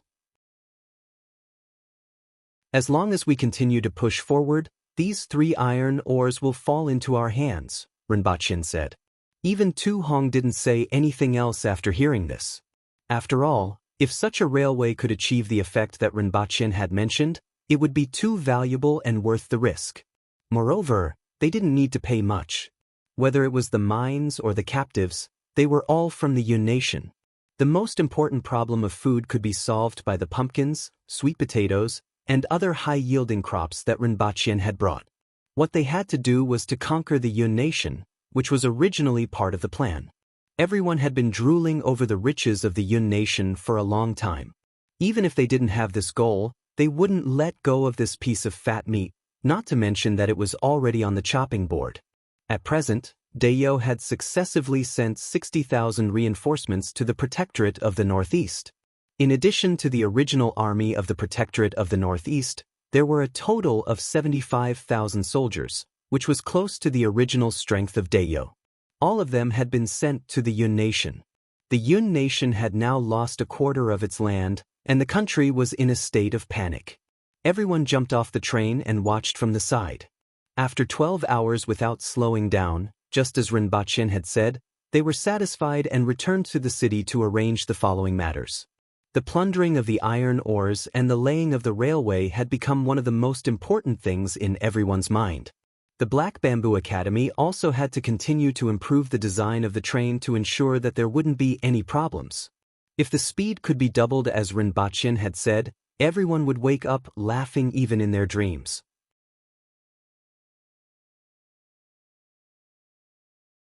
Chapter 694. Zheng Qingmian has great ambitions but little talent. Now that a quarter of the Yun nation's land has been seized by the barbarians, he is still rebuking dissidents in the imperial court, hindering the Western army, and cutting off their reinforcements. Nearly 100 people are still under the iron hooves of the barbarians. He is simply incompetent. This time, the barbarians are menacing and completely different from the past. The 500,000 troops of Great Xia have already deployed at the southern front and are fighting with the barbarian general Hong Wu. However, the 70,000 barbarian soldiers in the Yun nation have no intention of retreating. Can't they see their purpose? The barbarians want to destroy the Yun nation this time. However, Zheng Qingmian is still wishful thinking that they will retreat on their own. If the Yun nation is destroyed, you and I will both be doomed. Tomorrow, my teacher will depart for Wangjing and fight with his life. My teacher has already contacted more than 10 officials who have returned to their hometown to go to the capital together. Even if he has to knock his head against a drum, he must let His Majesty know how rotten the situation is. If Zheng Qingmian is allowed to do as he pleases, the destruction of the nation is imminent. Although I'm just a scholar, I'm willing to follow teacher. What do you think? In the tavern, a scholar sat at a table and spoke passionately. His young face was slightly flushed due to his hot blood. I'm not talented, but I'm also willing to follow teacher Zheng Shan. A scholar opposite him immediately cupped his hands. Let's go together. I'd rather die than wait here to be trampled by the barbarians.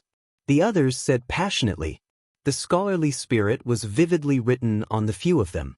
Good. A burly man at the table next to them slammed the table and cheered.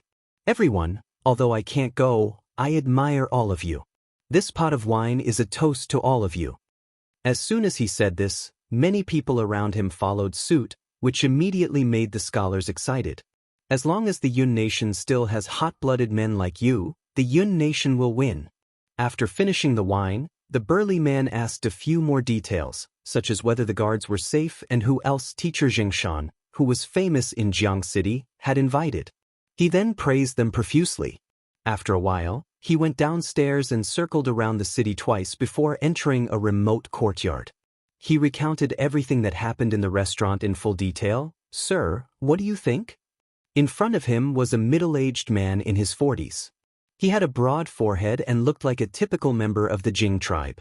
However, he didn't look much different from the people of the Yun nation.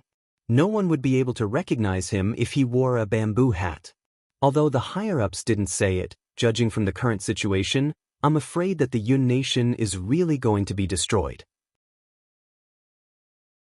There's an earthwheel expert among their guards. It seems like I have to deal with them personally. Tomorrow, keep an eye on their departure time and route, then kill them. Don't let them go to Wang capital. After the burly man left, the middle-aged man wrote another letter and sent it out on horseback. The next day, a group of carriages, horses, and a dozen or so scholars left Dongqing. However, at noon the next day, someone found their corpses 100 miles away. When the news came back, everyone in River Town was shocked. Zheng Qingmian actually had so many eyes and ears. They had just set off and were intercepted by his men. Well done. Ren Baqian was quite happy to receive the news from the northeast. He then returned to the palace and handed the paper to the Empress, who was reading comics. Those people did a good job. Although they acted on their own, I still want to praise them. The value of incorporating these people has already been realized. With such a group of people, many things have become much easier. If they awaken the Yun nation, it will be a little troublesome. We have only occupied a quarter of the territory. If the Yun nation mobilizes the whole nation, our casualties will be much higher. Although this will happen sooner or later, with more and more cities falling, it will be too late by the time they react. You can't kill someone with 2 fingers. The Empress stretched out 2 fingers and gestured in front of her. I think they can. Ren Baqian spread out his hands and laughed. Well, Your Majesty is right. However, the strength of 2 fingers isn't as strong as a fist. The Empress retracted her fingers and said faintly, I understand what you mean. These people have done a good job. I'm clear about rewards and punishments, and I will give them the rewards they deserve. With Your Majesty's words, they won't be risking their lives and working hard in the Yun nation. Ren Baqian picked up a fruit from beside the Empress's couch and put it in his mouth. It was already June, and it was the rainy season. The occasional rainstorm didn't reduce the heat in Lan City, but made it even more stuffy. After the train was shown to the court, everything was going on in an orderly manner. The students at the academy were listening to the class while improving the train. Ren Baqian had completely handed over these tasks to them. Even though their progress was slow, their gains were still huge. In addition, the other thing they needed to do was to develop a thermal generator under Ren Baqian's guidance from time to time. In fact, the principle of a thermal generator wasn't complicated, and it was easy to achieve initial results. The more important thing was to improve the conversion efficiency and the degree of stability. With the example of the train, many students were quite happy and plunged into the research of the generator. This research, in turn, prompted them to take the initiative to learn. They flipped through the books in the library, and every little bit of progress made them extremely excited. At present, the students at the academy and the outside world had become two completely different circles. They had become an isolated tower. The things that the students at the academy played with were completely unknown to the people outside. They were no longer interested in the things that the people outside played with. In front of them was a brand new world full of unknowns, and every once in a while, they would discover something new in this world. The more they knew, the more problems they would encounter, and the more problems they would solve. These new problems and gains would make them even more excited to continue climbing the mountain. The sense of accomplishment and excitement, as well as the sense of identity that came from working together, was something that nothing else could give them. Even Tong Lan had become one with the other students, even though she still had that arrogant look on her face. However, there were also exceptions in the academy. For example, Qing Lian was obsessed with mathematics and couldn't extricate herself from it. Every day, she would hold books on algebra and geometry without letting go of them for even a moment. Faced with all kinds of questions from Qing Lian every day, Renbaqian was forced to pick up the mathematics that he had returned to the teacher long ago. On the other hand, with the maturity of the high-yield crops brought by Renbaqian, the harvest of thousands of kilograms per mu had already made Lan City and the surrounding cities rich in food. New crops such as pumpkins and potatoes began to appear in the market in large quantities and were accepted by the people. These high-yield crops and canned fish, which had been increasing in production, had greatly relieved the pressure brought about by Dayo's repeated conscription over the past year. The Empress also took this opportunity to mobilize more auxiliary troops from more cities to the Yun nation. On the one hand, they had to transport the plundered goods, and on the other hand, they had to manage the prisoners of war and dig the 3 iron mines that they had just obtained. Now that Zidonglai was plundering money, food, and resources from the Yun nation, a large number of prisoners couldn't be sent back to Dayo in time and could only be guarded or killed on the spot. As for the war with the Qin nation and Great Xia, due to the arrival of the rainy season, the bowstrings and crossbows began to lose their elasticity due to the moisture, and the attacks from both directions slowed down for a while. In other words, the originally loud thunder but little rain gradually began to develop into a situation where they were just bystanders. For this reason, Renbaqian had no choice but to give Su Qing another batch of stink bombs to remind everyone in Great Xia. For Renbaqian, the most important thing was that he was getting closer to breaking through the last visualization of Rui visualization, the visualization of metal.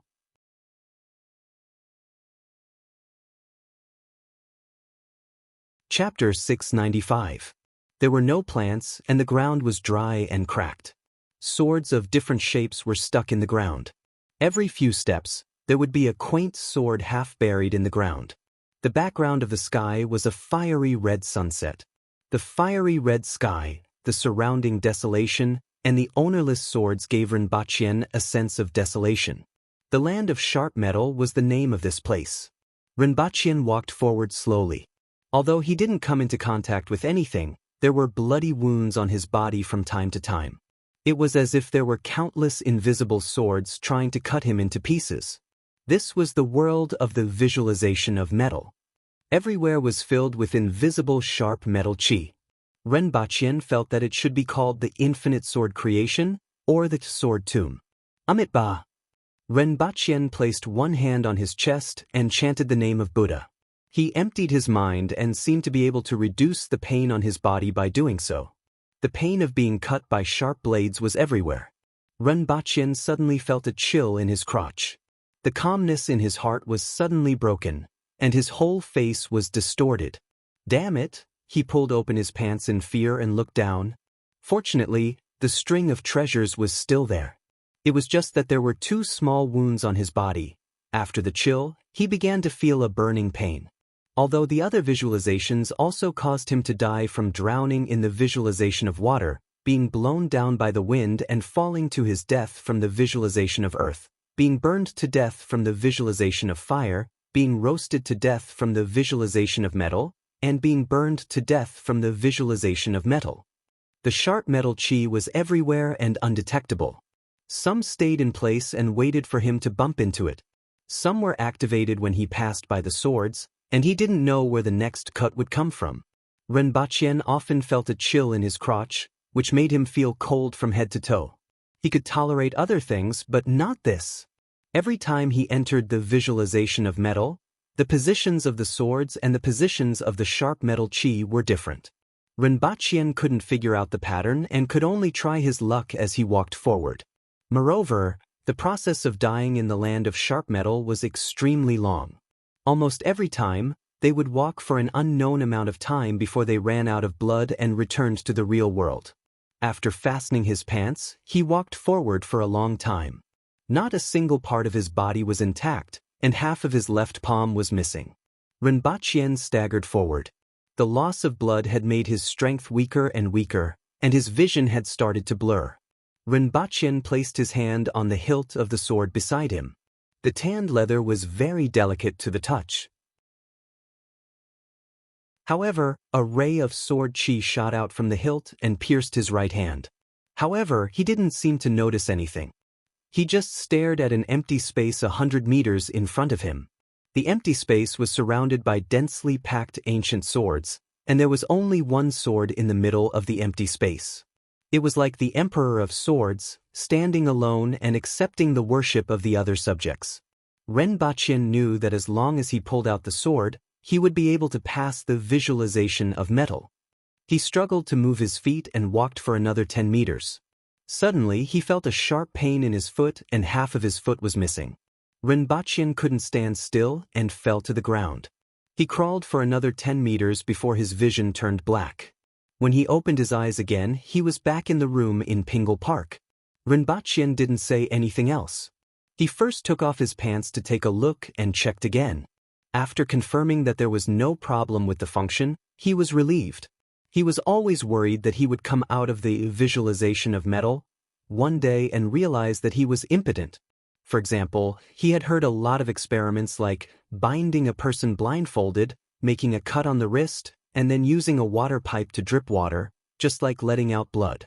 In the end, the person died. Fortunately, Renbachien's worries didn't come true. However, Renbachien knew that after practicing the Rui visualization, his tolerance for pain was extremely high. For example, something like a bone fracture.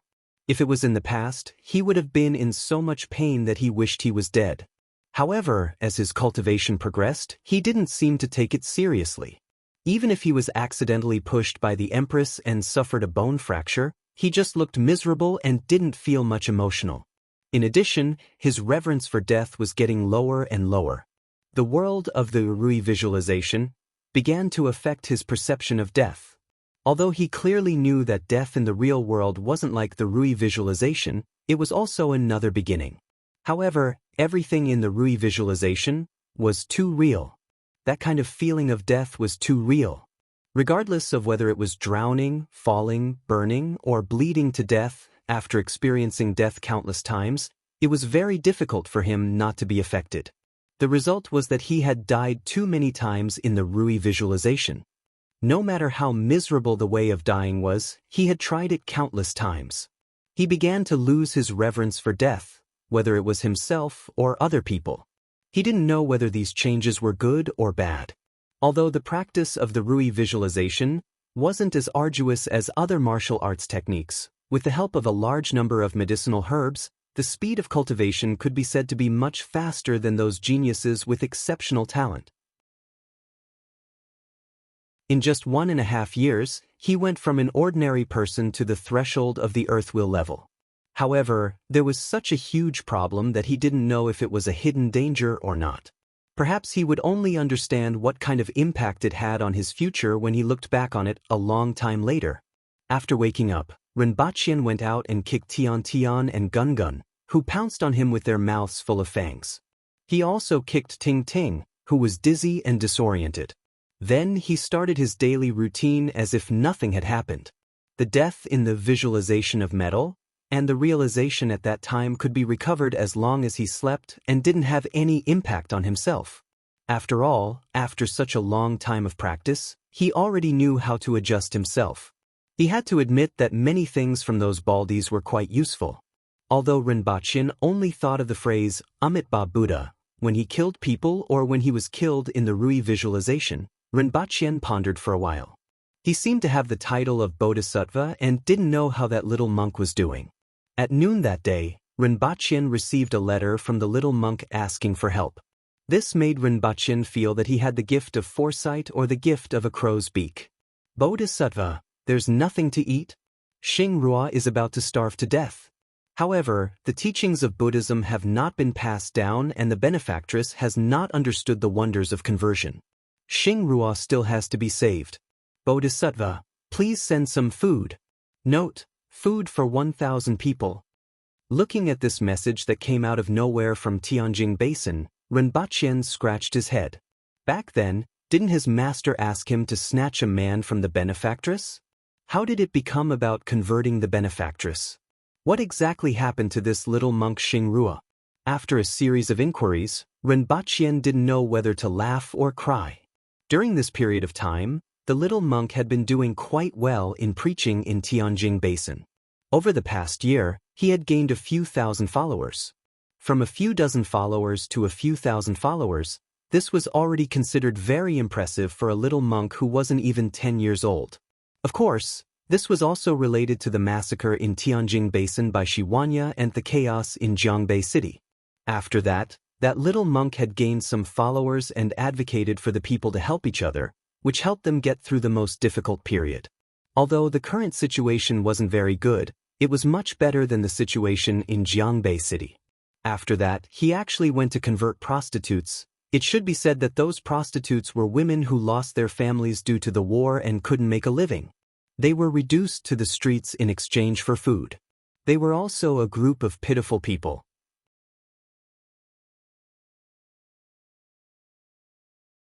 Chapter 696. In the following days, Rinpoche kept trying. The most recent time, he bled to death at the edge of the Boundless Sword Formation. The furthest he went was about 200 meters away from the Boundless Sword Formation before his throat was pierced by a sword that suddenly appeared. However, Rinpoche knew that he was very close to breaking through. No matter how the sharp metal energy and the sword formation changed, he was still advancing. A distance of 100 meters. If he was lucky, he would be able to break through the next time. If he was unlucky, he might need to try 10 or 20 times. After another half a month, he was missing 4 fingers on one hand, and his other hand was broken at the elbow. He was missing an ear, and he was blind in one eye. There was almost no part of his body that was intact. He looked as miserable as he could be. However, this couldn't stop the fire in his heart. He had finally walked out of the sword formation. After more than 7 months, he had died more than 200 times. There wasn't a single part of his body that wasn't injured. However, he had finally walked out. Ah! Rinpoche roared at the sky and used all his strength to stride forward. However, before he had even walked half the distance, he felt a sharp pain coming from his knee. He lost his balance and fell forward. At that moment, his injured calf was chopped off by the sharp metal energy that was floating in the air. Bang! Rinpoche fell heavily on the ground. His heart trembled. The feeling of falling again and again, bleeding to death surfaced in his heart. He secretly clenched his teeth. Could it be that he was going to fail again? However, even if he failed, he couldn't just wait for death here. Even if he was a little closer to that sword, the chances of success would be higher next time. Rinpoche clenched his teeth and crawled forward with his hands and feet. The wounds on his body were covered with sand, and at the same time, a long trail of blood was left on the ground. The strength in his body was getting weaker and weaker, and his body was getting colder and colder. However, the distance between him and that sword was getting closer and closer. If others could see this scene in his consciousness, they would be able to feel the tenacity exuding from Rinpoche's body. If it was someone else who kept dying over and over again like this, those who were weak would have given up long ago. Even if an ordinary person didn't break down, their personality would change drastically. However, Rinpoche persevered time and time again and never relaxed. Normally, he would even laugh and cry. Even Rinpoche himself didn't expect his mental fortitude to be this strong. However, in Dayo's 1.5 years, he had honed his skills to such an extent. Even with his broken elbows and exposed knees, he still crawled forward bit by bit, even though every movement would cause him severe pain. He had forgotten the passage of time. Even though his body was extremely weak, he did not die. With his last breath, he crawled to the sword. A sword with a red hilt made of an unknown material. Unlike the other ownerless swords that were broken, this sword's entire body was bright as snow, as if it was meticulously cleaned by its owner every day. Moreover, there were no patterns on it. There was only an inclined surface in the middle of the blade. It seemed that the middle of the blade was much thicker than the two sides of the blade. Renbachien lay on the ground and laughed. The sword was right in front of his fingertips, and his fingertips could almost feel the coldness of the blade. He could finally touch it. "Stand up, stand up." Renbachien mumbled softly after he had laughed enough. He used the hand that was missing 3 fingers to support his body and slowly lifted his upper body. He then realized that he was completely unable to stand up due to his missing left arm and leg. Renbachien gritted his teeth and used his broken arm to support himself on the ground. The pain of his flesh rubbing against the sand and gravel on the ground, as well as the pain from all over his body, almost made him groan in pain. The simple action of getting up took him a full minute. Blood and sweat continuously spilled on the ground below him. If he moved a little slower, the pain might be less, but it would take too long. Renbachien didn't know how long his current body could hold on. He struggled to kneel on the ground and pressed his broken knee to the ground.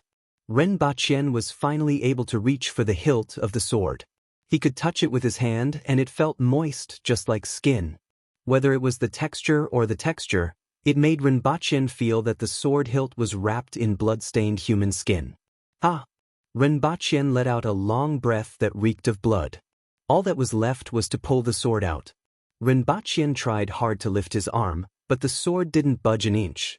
He tried 3 times in a row and used up most of his remaining strength, but the sword still didn't budge an inch. "I don't have enough strength. I have to stand up," Renbachien muttered to himself while gasping for air. The blood loss and pain made it very difficult for him to breathe. Renbachien used 2 fingers and his palm to firmly hold the sword hilt. He shifted his center of gravity forward and used his hand to support his body to stand up. Chi! To his surprise, the sword was actually pressed down by the strength of his body. It was as if it had pierced through something below and made a soft sound. He.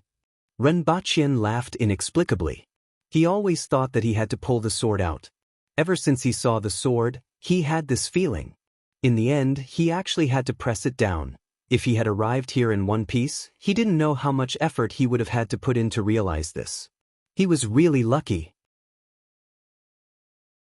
As Renbachien thought about it, he couldn't support his body anymore and fell to the ground. His consciousness became more and more blurry, and he could return to reality at any time. Rumble. The sky was shaking, the earth was shaking, and everything in this world was shaking and collapsing. The sky was full of cracks, and the earth was peeling off piece by piece.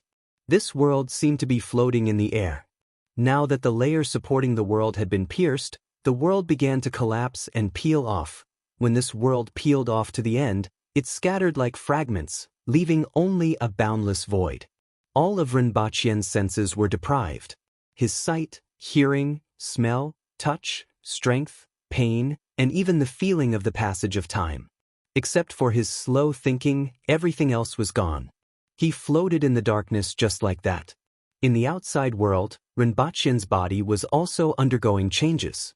The lungs corresponding to gold began to undergo an inexplicable change the moment he broke through. The impurities in his lungs were removed, and Renbachien, who had lost consciousness, spat out mouthfuls of black mucus. These were the impurities that had been stuck in his lungs for so many years. They were stripped off and expelled from his body during this change.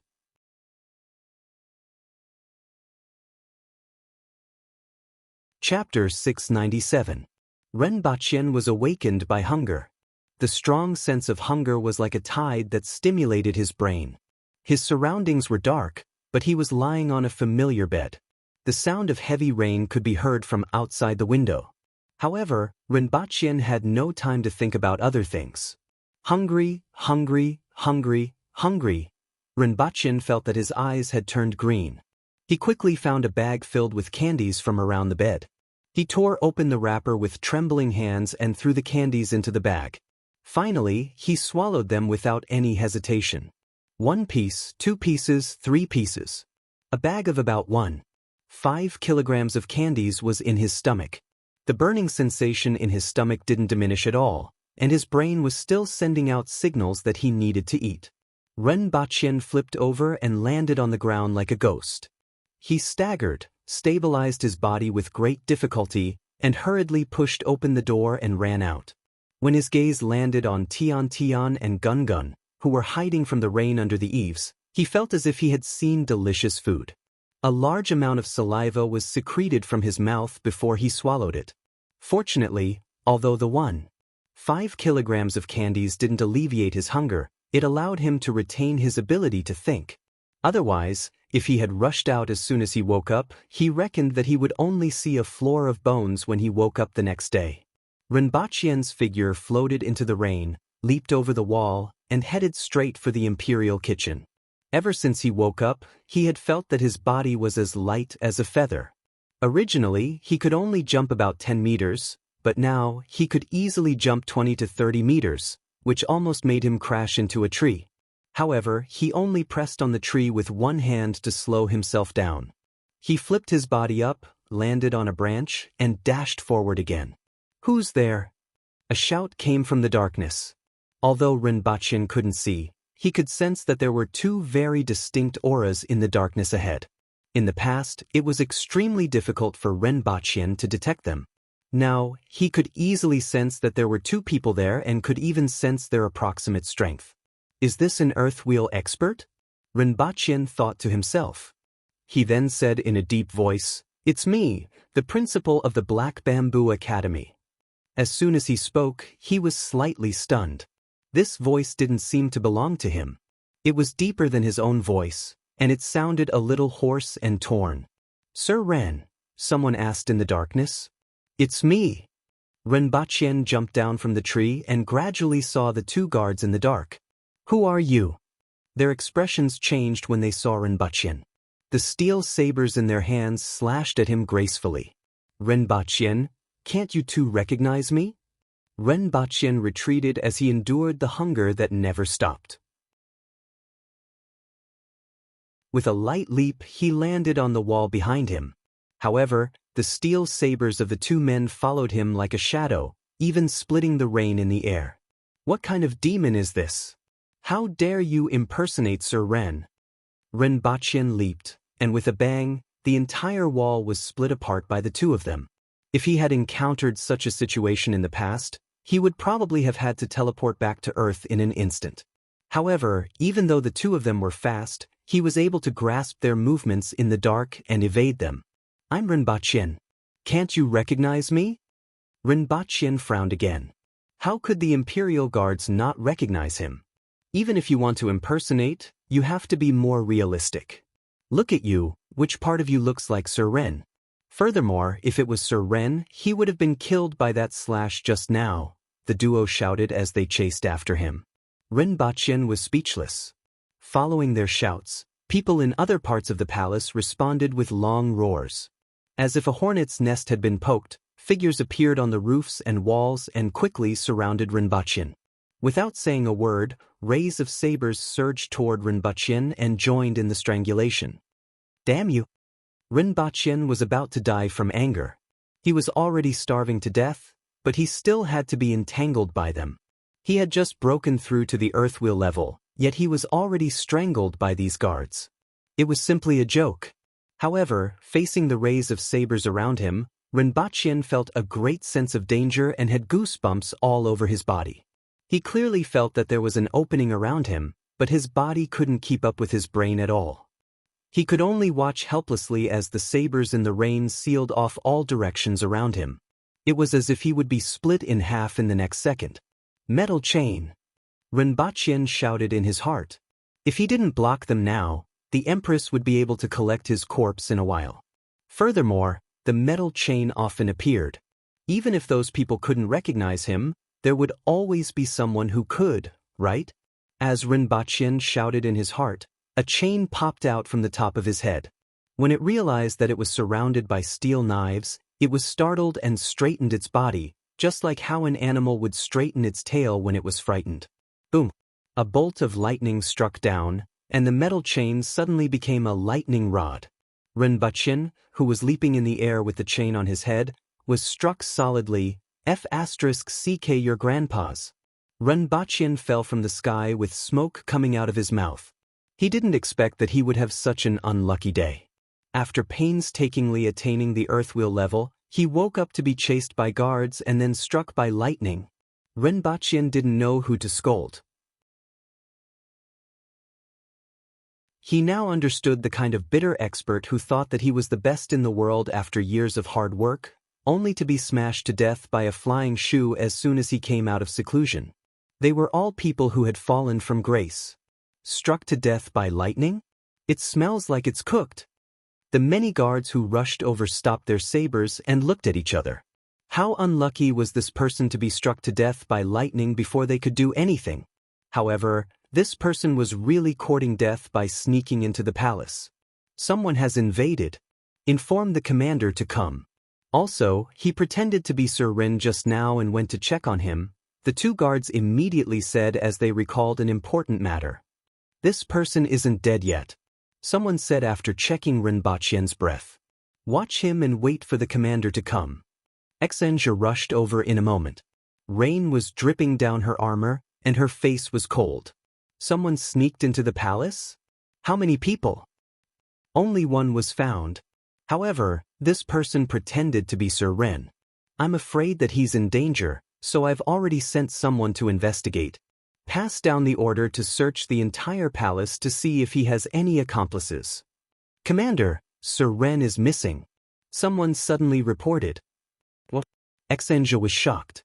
If Rinpoche was missing, it would be a big problem. The door to Sir Ren's room was open, but it seems that no one went in. There are no traces of water on the ground. With such heavy rain, it's impossible to sneak into Sir Ren's room without leaving any traces. It looks like Sir Ren left on his own. I followed the traces left by Sir Ren after he left the room. The rain was too heavy, so there were very few traces left. However, according to the direction, it should be here. As soon as he said that, everyone was instantly confused. But this person's voice, figure, and appearance aren't Sir Ren's. The two guards who were the first to arrive were dumbfounded. Everyone carefully sized up the person on the ground. The lightning strike just now had left only a few rags hanging on his body. His whole body was charred black and emitted the aroma of roasted meat. A metal chain mysteriously protruded from the top of Rinpoche's head. Xenja looked at this metal chain, and the coldness on her face instantly dissipated. Such a wretched metal chain. There was no one else.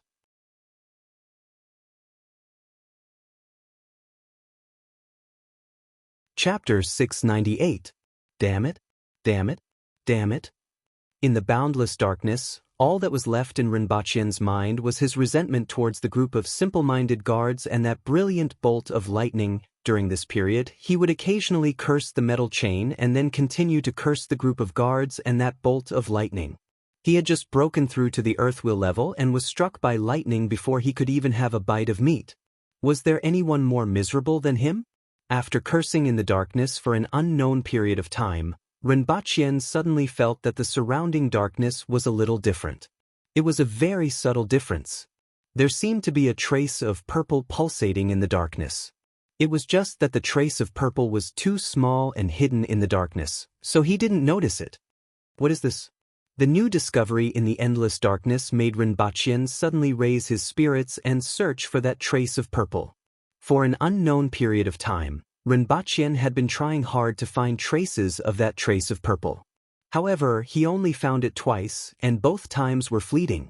This made him even more curious. However, at this moment, he felt himself being pulled by something, following which he felt dizzy. The feeling of hunger and pain all over his body surged into his mind again. Am I back? This thought emerged in Rinpoche's mind. The eyeballs under his eyelids moved, and he tried hard to open his eyes. He saw the Empress's cold and concerned face above him. When he turned his gaze again, he realized that he seemed to be in the Empress's bedroom. "You are finally awake." The Empress heaved a sigh of relief. Following which, she said softly, "You are lucky. If it were someone else, they would have been in danger this time." "It was dangerous enough for me," Rinpoche thought to himself. He was very conscious and could even feel the presence of 3 people in the hall. 2 of them were very weak, Qing Yuan and Hong Luan. The last one was at the earthwheel level, but he didn't know who it was. "Your Majesty, Sir Ren should be fine. It's just that he has consumed too much energy and needs to replenish his body," an old voice said from the side. "I understand," the Empress replied. Following which, the sound of that person's footsteps could be heard. "Water, meat." Rinpoche's lips trembled. He was about to go crazy from hunger. "Drink this first." The Empress got Hong Luan to help him up and got Qing Yuan to feed him a bowl of black juice. Just as it entered his stomach through his esophagus, it turned into a warm current that spread throughout his body. What followed after was an even crazier and crazier sense of hunger. Meat. Rinpoche felt so hungry that he could eat an entire 4-corned cow. Although he used to think this way when he was hungry, he usually only managed to eat a tail. But this time he really felt that he could eat a cow. "Inform the imperial kitchen," the Empress instructed. Following which, she stuffed a fruit into Rinpoche's hand and said, "Eat it first." Rinpoche raised his hand and finished the fruit in 2 or 3 bites. When he was about to reach for another one, he suddenly froze. In the past, people used to describe people's skinny hands as chicken claws. But he felt like he was stretching out a chicken's claw. The skin was sticking to the bones, and there was almost no flesh left. Only the blue veins were moving up and down on the back of his hand. He stretched out his other hand and did the same thing. Rinpoche suddenly remembered that the guard couldn't recognize him previously. "What have I become now?" Rinpoche asked with a strange look on his face. "Hong Luan, bring me the mirror," the Empress instructed faintly. Following which, Rinpoche saw in the mirror a skinny skeleton with almost no flesh under the skin.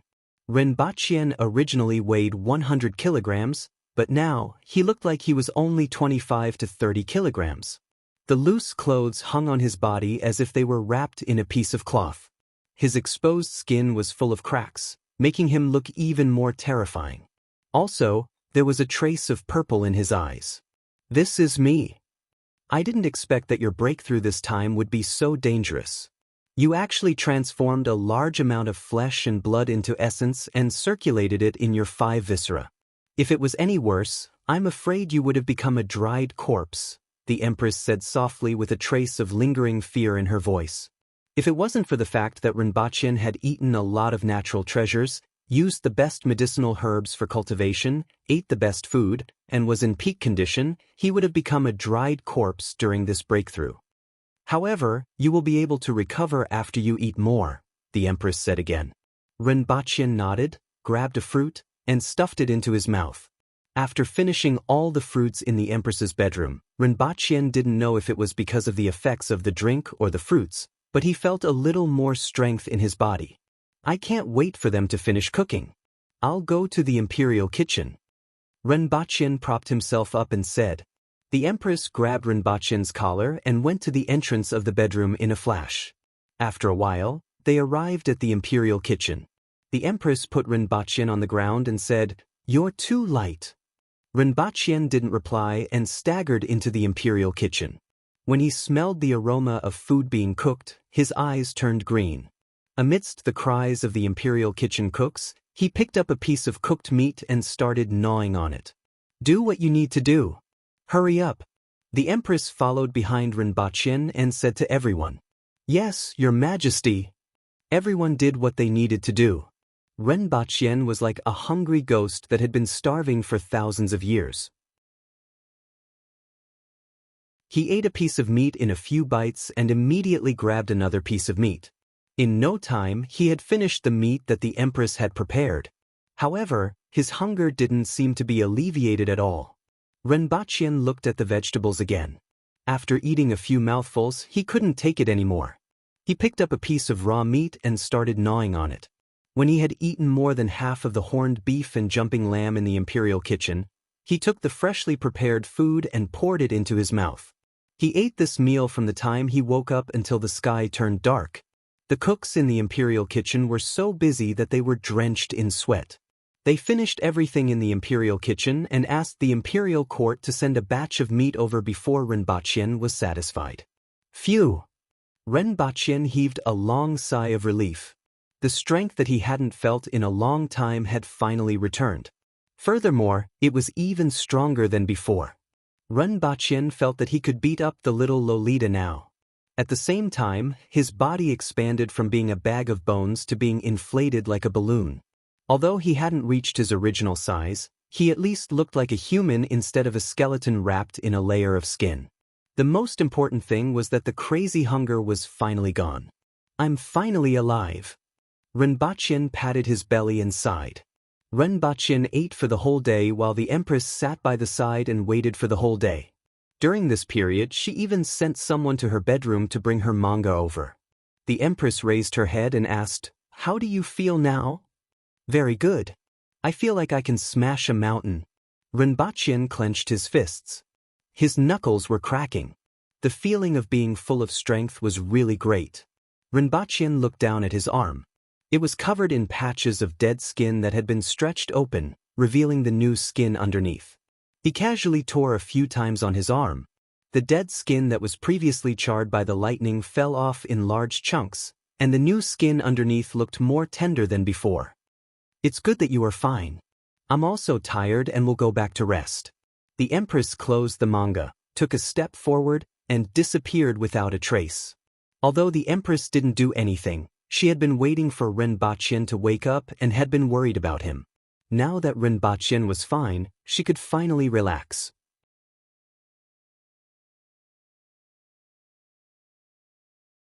Chapter 699. His strength was obviously much stronger than before. Renbaqian tested it with a heavy object in the room and found that it had increased by about a quarter. His hands now had about 1,600 kilograms of strength. Coupled with the strength of his legs and waist, Renbaqian felt that he could use a car as a training tool. As for his speed, it was the biggest change. Renbaqian always felt that his body was light as a feather, as if he could jump with a little force. Renbaqian exerted force with his feet outside the room and rushed out like an arrow. Bang! "Sir Ren!" The guards outside the courtyard rushed in. "I'm fine. Don't worry about me." Renbaqian rubbed his nose as the wall in front of him cracked.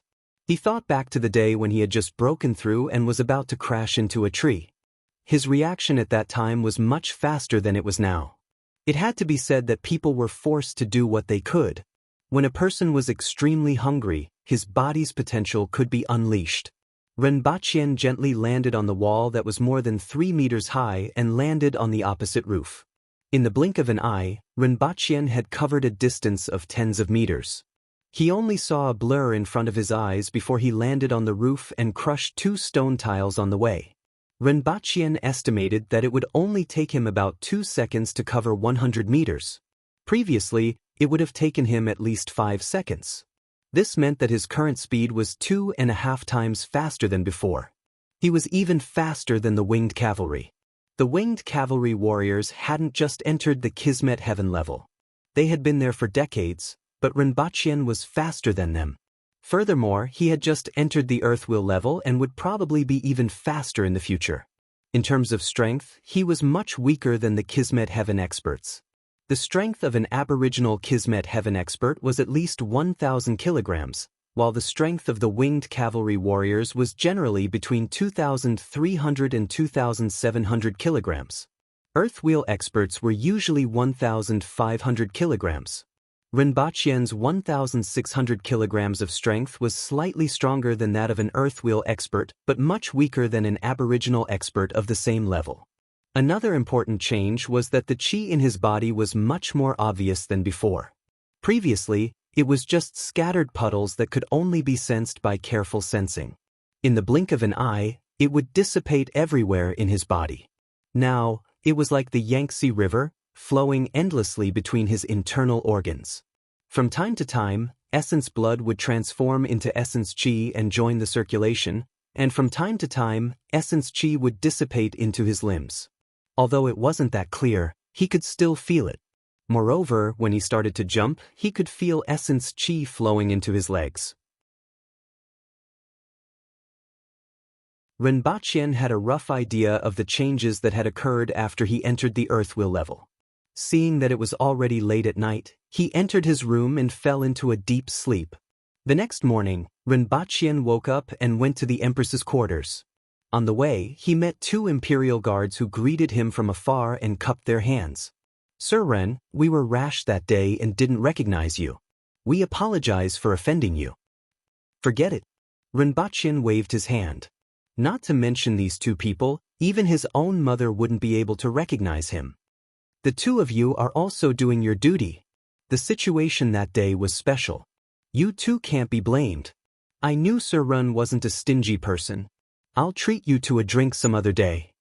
After bidding farewell to the two of them, Rinpoche went to the Empress's quarters and saw that she was sitting in front of a mirror as she groomed her. "Have you rested enough?" the Empress asked softly upon seeing Rinpoche enter. "I'm fine now." Rinpoche smiled. "I've caused your Majesty to worry. Your martial arts are a little strange. Such a situation wouldn't occur when a man-wheel expert breaks through to the earth wheel level, so I didn't expect it." "Fortunately, nothing happened," the Empress said faintly. "Previously, I asked other practitioners about the situation of breaking through to the earth wheel level, and it's indeed different. However, others practice step by step and their bodies are full of qi and blood. Other people often practice for more than 10 years. During practice, they will naturally convert a small amount of blood essence into essence qi and slowly change their bodies. When breaking through, they don't need to consume so much qi and blood. However, I reached the sky in a single step. I first used medicinal herbs to nourish my body and used the 5 thoughts visualization to cultivate my internal organs from the inside out. I used more than a year to walk the path that others took more than 10 years to walk. Naturally, it's much more dangerous," Rinpoche said. He had already thought about the internal situation last night. "Well, it's good that you know. This martial art of yours was obtained from the treasury of the previous dynasty. Currently, no one knows the specifics. I'm afraid that there are many parts that aren't stated clearly, so you have to pay more attention. Fortunately, you were lucky enough to obtain the other volume of this martial art. Make more speculations to prevent this kind of thing from happening again.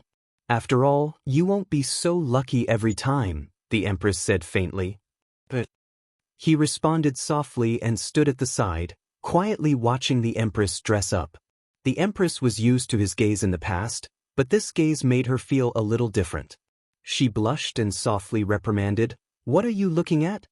Rinpoche pondered and said, "According to our customs, shouldn't I be asking you what's wrong?" The wooden box on the dressing table flew directly toward Rinpoche's head. Then, it flew past him from 2 meters away. Rinpoche took a step back, reached out and grabbed the box. After opening it, he found that it contained lipstick from the Yun nation.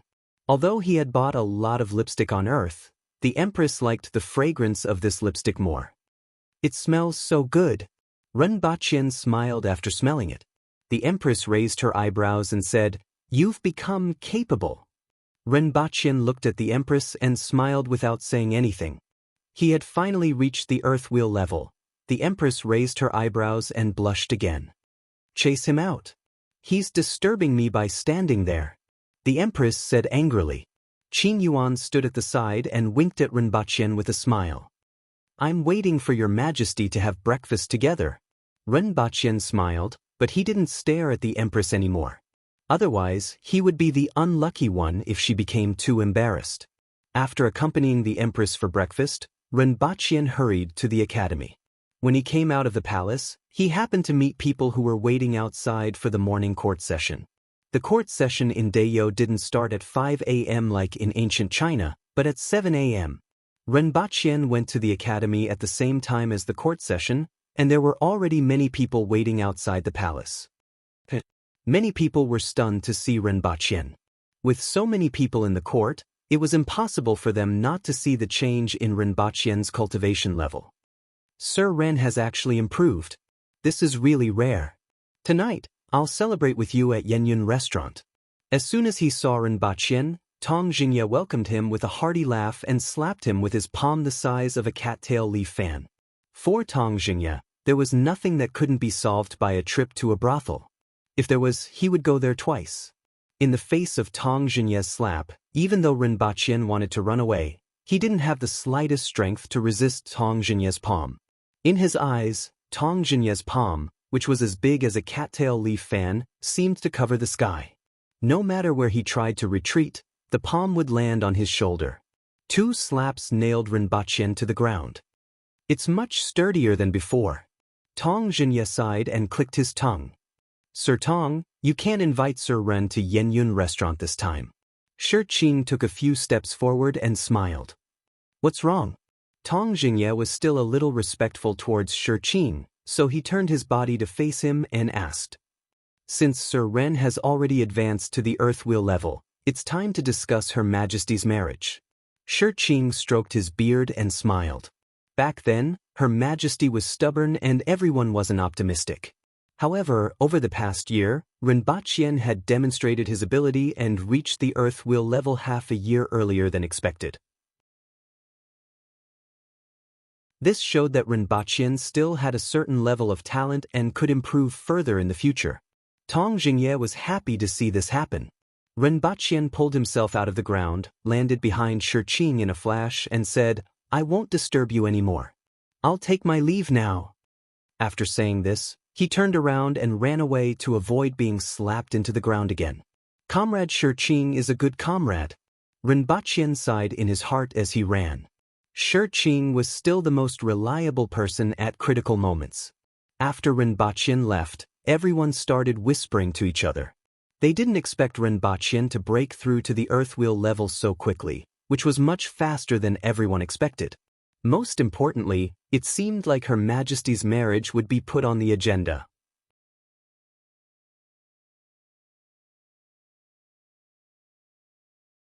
Chapter 700. His Majesty has arrived. In fact, even if no one announced it, everyone in the hall could completely sense that the Empress had arrived. Under everyone's gaze, the Empress walked across the hall and sat on the golden throne at the highest end. She slowly said, I have something to report. Following the Empress's voice, the hall was silent for a few seconds. Everyone looked at each other, but no one spoke. If there's nothing else, let's end the court session, the Empress said as she swept her gaze across the crowd. Tong Jingye stepped forward and said, I have something to report. The recent heavy rain has caused the dolomite mine to collapse in many places, and more than 70 people have been killed or injured. Prisoners of war? The Empress asked. Tong Jingye answered. The Empress felt a little strange. Why did he bring this matter up to the imperial court? Although Rinpoche made the prisoners of war sound very important, in the hearts of everyone, the death of dozens of prisoners of war was as natural as rain today. After all, there were so many prisoners of war, and there were bound to be some who died of illness every day. Go back and deal with it yourself, the Empress replied casually. Who else has anything to report? The Water Empress looked around and said, If there's nothing else, the court is dismissed. Your Majesty, I also have something to report. Guihong had no choice but to step forward under Tong Jingye's threatening gaze. The Empress furrowed her eyebrows. When she asked just now, no one spoke. When she said that the court session was over, all these people jumped out one by one. The sweet potatoes, pumpkins, and potatoes provided by Principal Ren are suitable for growing in Tianjing Basin. I would like to introduce these crops to Tianjing Basin to replace the wetland rice that is currently being grown in Tianjing Basin. After all, the yield of wetland rice was very low, and its value was not high. Most of the crops in Tianjing Basin are planted with this type of crop. If they are changed to sweet potatoes and other crops, the output can be increased by at least 5 times. Gu Yihong reported. Proved. The Empress nodded. Is there anyone else? The Empress looked around again and raised her eyebrows when she saw that everyone looked as though their souls had left their bodies. When Shi Qing, who was standing at the forefront, saw this, he quickly took a few steps forward and cupped his hands in salute. Your Majesty, I have something to report. Speak. I met Sir Ren just now. He has just broken through to the earth wheel level, Shi Qing said. Indeed. The Empress immediately had a premonition that made her feel uneasy. Her Majesty and Sir Ren are in love with each other. Previously, it was only because Sir Ren's cultivation level was too low that Her Majesty was unable to give birth to an heir. Now that Sir Ren has broken through to the earth wheel level, it's time for Her Majesty's wedding, Shi Qing said slowly. The Empress felt as if she had been struck by lightning, and her whole body froze. Although she was already mentally prepared and liked Rinpoche very much, the mention of marriage made her feel like, I just got up this morning and had nothing to do, so I came to attend court. Now you want to talk to me about marriage? I haven't even brushed my teeth. The feeling of being unable to defend against an arrow to the knee. Her gaze swept across the crowd, and everyone lifted their heads to stare at her. The Water Empress felt that she had not been so nervous in a long time. She felt as if there was a huge elephant jumping around in her chest. In an instant, the Empress blushed from her neck to her ears. This matter, we'll discuss it later. The Water Empress suppressed her emotions and tried her best to speak slowly. She felt that she was not ready yet. Could it be that Her Majesty is dissatisfied with Sir Ren? Do you want to find another husband? Shi Qing's wrinkled face revealed his white teeth. That's not it. The Empress waved her hand, and her heart beat even faster. Your Majesty's talent is unparalleled, and your cultivation level is increasing day by day. However, it isn't difficult to find a man who can have a child with you. Shi Qing laughed. However, if Sir Ren makes another breakthrough, he may not be able to keep up with your Majesty's pace. Even if he can keep up, who knows how long it will be before he can. If your Majesty feels that there is nothing wrong with Sir Ren, please settle the marriage as soon as possible so that I and the others can rest assured. In the future, when your Majesty gives birth to a child, there will be nothing to worry about. Please arrange it as soon as possible, Your Majesty. Qin Chuan, Tu Wan, and the others stepped forward. Everyone could see that the Empress liked Rinpoche very much. Since that was the case, it was better to settle the marriage as soon as possible so that the Empress could give birth to a child. This was also a good thing. The Empress was already a little embarrassed and nervous, but when she saw everyone speaking up, she immediately became angry and asked, "Are you forcing me?" As she spoke, she raised her eyebrows, and an ominous glint flashed in her eyes. We just hope that your Majesty's marriage can be settled as soon as possible so that we can rest assured, everyone said. Forget it. You can make the arrangements and report to me later. The Empress raised her eyebrows and said in a low voice. After that, he stood up and walked out of the main hall. Not long after, his face turned red and steam began to rise from his head. White steam rose up to a height of 10 feet. From afar, he looked like a moving human-shaped chimney. Thinking that she was actually going to marry that guy, the Empress felt that her brain was about to overload and stop working. After the Empress escaped, everyone looked at each other and smiled. Even Tong Jinye and Qin Chuan, who were usually at odds with each other, didn't pick on each other. It could be said that everyone had watched the Empress grow up. Even if the Empress's identity was disregarded, an event like the wedding of the Empress was extremely important to them. Dayo has not been established for a long time, and your Majesty is the only woman. There is really no precedent. How is this marriage going to be arranged? Is it going to be arranged according to the customs of Grand Xia or according to our ancient race's customs? Qin Chuan had a strange expression on his face. Of course we'll follow the ancient race's rules. Zhu Yan, the Minister of Justice, grinned. Then, everyone's expression turned strange. According to the Aboriginals' marriage arrangements, the parents had to go to the Aboriginals' house to discuss the marriage. No one knew where the old emperor had gone, and no one had heard of Rinpoche's parents. This was easy to arrange. Then he would send over a number of prey. This would depend on the strength of the man. The stronger the prey, the stronger the man, and the more respect he would have. The problem was the beating of the bride. Yes, a kiss, The woman's family had to send out experts to block the way, and the man had to fight his way up, and in the end, he had to defeat the woman herself. Of course, after the betrothal, the bride's family would send people to stop them. This was mainly to show off their strength. Simply put, it was to show off their muscles so that they wouldn't be bullied in the future. As long as the male side displayed his strength, it would be fine. Usually, they would exchange 3 to 10 moves, depending on the situation at the time. As for getting past the girl herself, if they were in love with each other, the girl would go easy on him. However, with Renbachien's small physique, even if he went easy on them, who could he beat? Even if he went easy on them, he couldn't beat them. He would fall to the ground with just one finger. After all, the Aboriginals respected the strong, and it was rare for a woman to find a husband who was weaker than her. Even if he was slightly weaker, the difference wouldn't be too big, and the ceremony would be more or less acceptable. However, the Empress found such a weak husband, which was rare among the Aboriginals. Even if she wanted to go easy on him, it would be difficult. Needless to say, there would definitely be a few officials from the court blocking the way, most likely Hong Wu. Then what? Renbachien stretched out his finger, and Hong Wu would fall to the ground? Even if Hong Wu was too strong, Tong Jinye and the others wouldn't be able to do it. These people still had a sense of shame. Even if they were acting, they couldn't act so fake. Not to mention the Empress herself. He wouldn't be able to beat her even if her hands and feet were tied up. If they followed the customs of the Aboriginals, how would they beat the bride? Why don't we follow the customs of Great Xia? 2-1 suggested. I'm afraid it's not appropriate for our Aboriginal Empress to marry according to the customs of Great Xia. If word gets out, we will be ridiculed. Someone immediately objected. Everyone nodded. They didn't even need to think about the customs of Great Xia.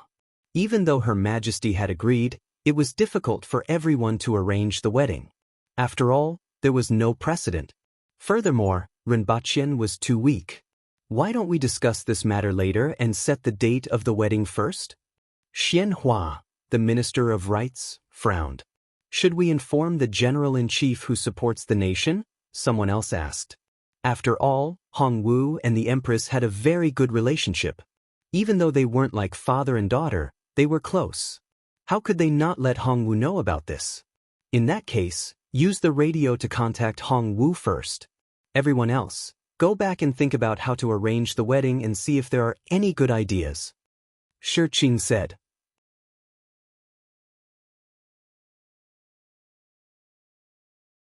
Chapter 701.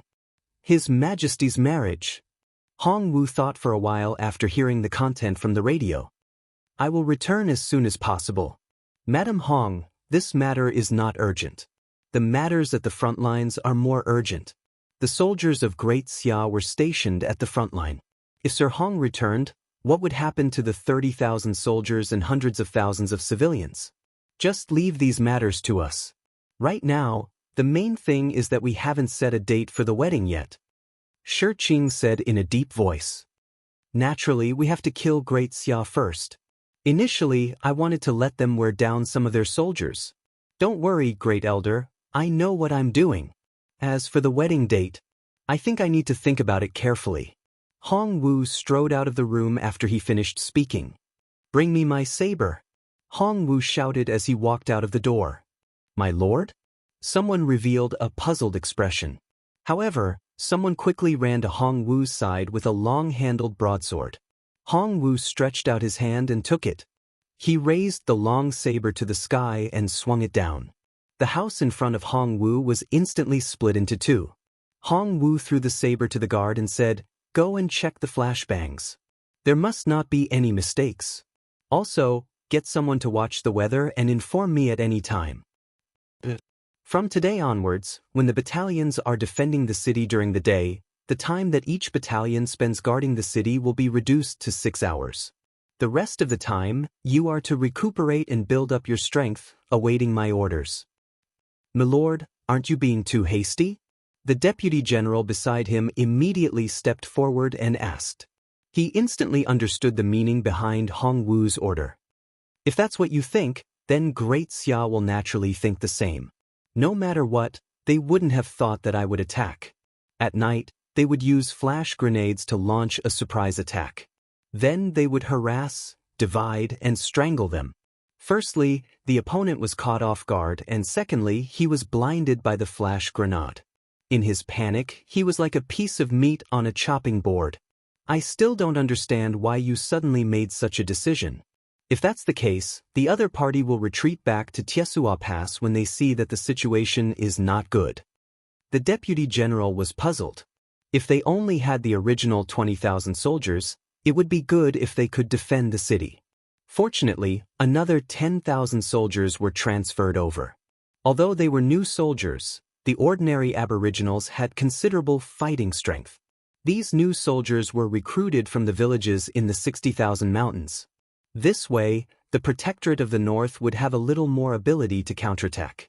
It was only when 20,000 stun grenades were delivered from the rear that Hong Wu finally had the ability to keep the Great Xia soldiers here. However, 30,000 soldiers were still not enough to keep the 500,000 soldiers of Great Xia here. After all, Ping City was so close to Tiesua Pass that it would take less than a day's journey to get there. Even if the surprise attack was successful, the enemy would naturally retreat after suffering a great defeat. Even if all 30,000 troops were to attack and kill their way through, at least half of the remaining 430,000 troops would be able to retreat back to Tiesua Pass.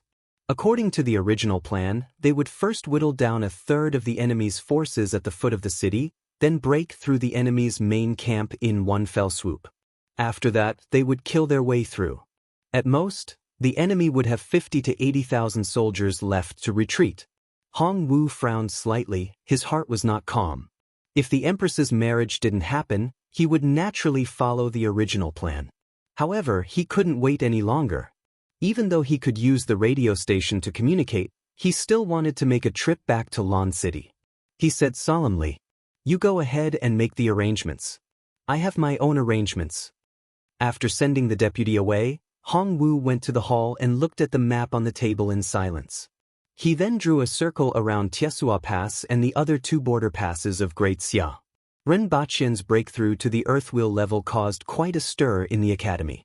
They were still guessing what had happened when Ren Baqian didn't come to class for the past 2 days. They didn't expect him to break through secretly. Even though an Earthwheel expert wasn't considered an expert, it took Ren Baqian less than 2 years to go from an ordinary person to an Earthwheel expert. This speed made those students rather envious and jealous. Of course, Tong Lan was the most unhappy one. She felt that there wouldn't be many opportunities for her to take revenge while practicing martial arts. At least, it wouldn't be as easy as before. Ren Baqian had just broken through. She should put more effort into practicing martial arts next time. If Ren Baqian knew what Tong Lan was thinking, he would definitely feel that he had given the students too little homework. They probably hadn't seen what it meant to have a sea of homework and questions. However, Ren Baqian was in a good mood. After suffering for so many years, he was finally going to become a wife. On the way to the Empress's quarters, he saw someone who shouldn't be there coming out of the Empress's quarters. This made him wonder if his eyes were playing tricks on him. It was Lin Xiaola, who had delicate features, carried a pair of A's, and spent 24 hours a day eating, sleeping, and drooling. Ren Baqian had always equated her with a pig. The only difference was that she could fight better than a pig. After returning from Tianjing Basin, he hadn't seen Lin Xiaola anywhere else other than when he went to Qingxin Palace Hall to see her snoring away. He didn't know which direction the sun rose from today, but Lin Xiaola actually came out from Qingxin Palace Hall. Sniff! When Lin Xiaola saw him, she jumped to his side and sniffed. Then, she placed her hand on the back of his waist and moved downward again and again. She pulled the bag of sweets that was hanging on his waist and beamed with joy. Lin Xiaola's eyes lit up. "Why did you come out?" Ren Baqian didn't care about the bag of sweets and felt that it was strange. Grandma wants to see Her Majesty, but she can't come out. Lin Xiaola happily grabbed a piece of chocolate from the bag, skillfully peeled it, and threw it into her mouth. Then her face twitched. "What's this taste? Why is it so disgusting?" Lin Xiaola spat a few mouthfuls of saliva and looked lifeless. Renbachian glanced at it and saw that it was indeed dark chocolate with 90% cocoa content. He had to admit that this thing was really disgusting. To describe it, it was similar to drinking Chinese medicine without rock sugar. That day, when he was buying sweets at the supermarket, he accidentally caught it and mixed it with the sweets. Even the Empress fell for it once. Librarian Lin can't come out? Renbachian was curious about the other sentence that Lin Xiaola said. Grandma is afraid of light. She never comes out during the day. Lin Xiaola said with a bitter face.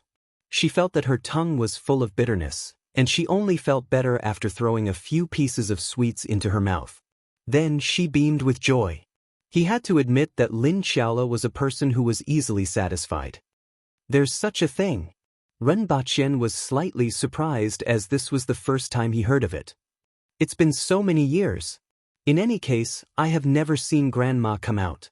Lin Xiaola muttered, then waved at Renbachian and said, Grandma looking for Her Majesty has something to do with you. You will know when the time comes. Let's go. Something to do with me? Could it be related to my martial arts? Renbachian thought for a while and then went to see the Empress. She was sitting on the couch in a daze. Her eyes weren't focused, and no one knew what she was thinking. Your Majesty? Ah. The Empress trembled when she heard his voice as if she was shocked. What are you thinking about, Your Majesty? Renbachian asked with a smile. Just a small matter. The Empress's gaze drifted away, and it was obvious that she didn't mean it. She then calmed herself down, sat upright, and said with a serious face, I have something important to tell you. Please speak, Your Majesty, Renbachian said. The Empress looked at Renbachian with a serious face. Then, her mind was in chaos, and her head began to emit hot air. It was like steam rising more than 3 meters high. The Empress looked away and said, It's nothing. Your Majesty, this move must be the legendary gathering of 3 flowers and 5 energies toward one's origin. It's really an eye-opener for me. Renbachian exclaimed. The Empress blushed from her neck to her ears. Is there really nothing else, Your Majesty? Renbachian looked at the Empress's attitude and asked with a smile. There's nothing else. The Empress tried to calm her voice. Really?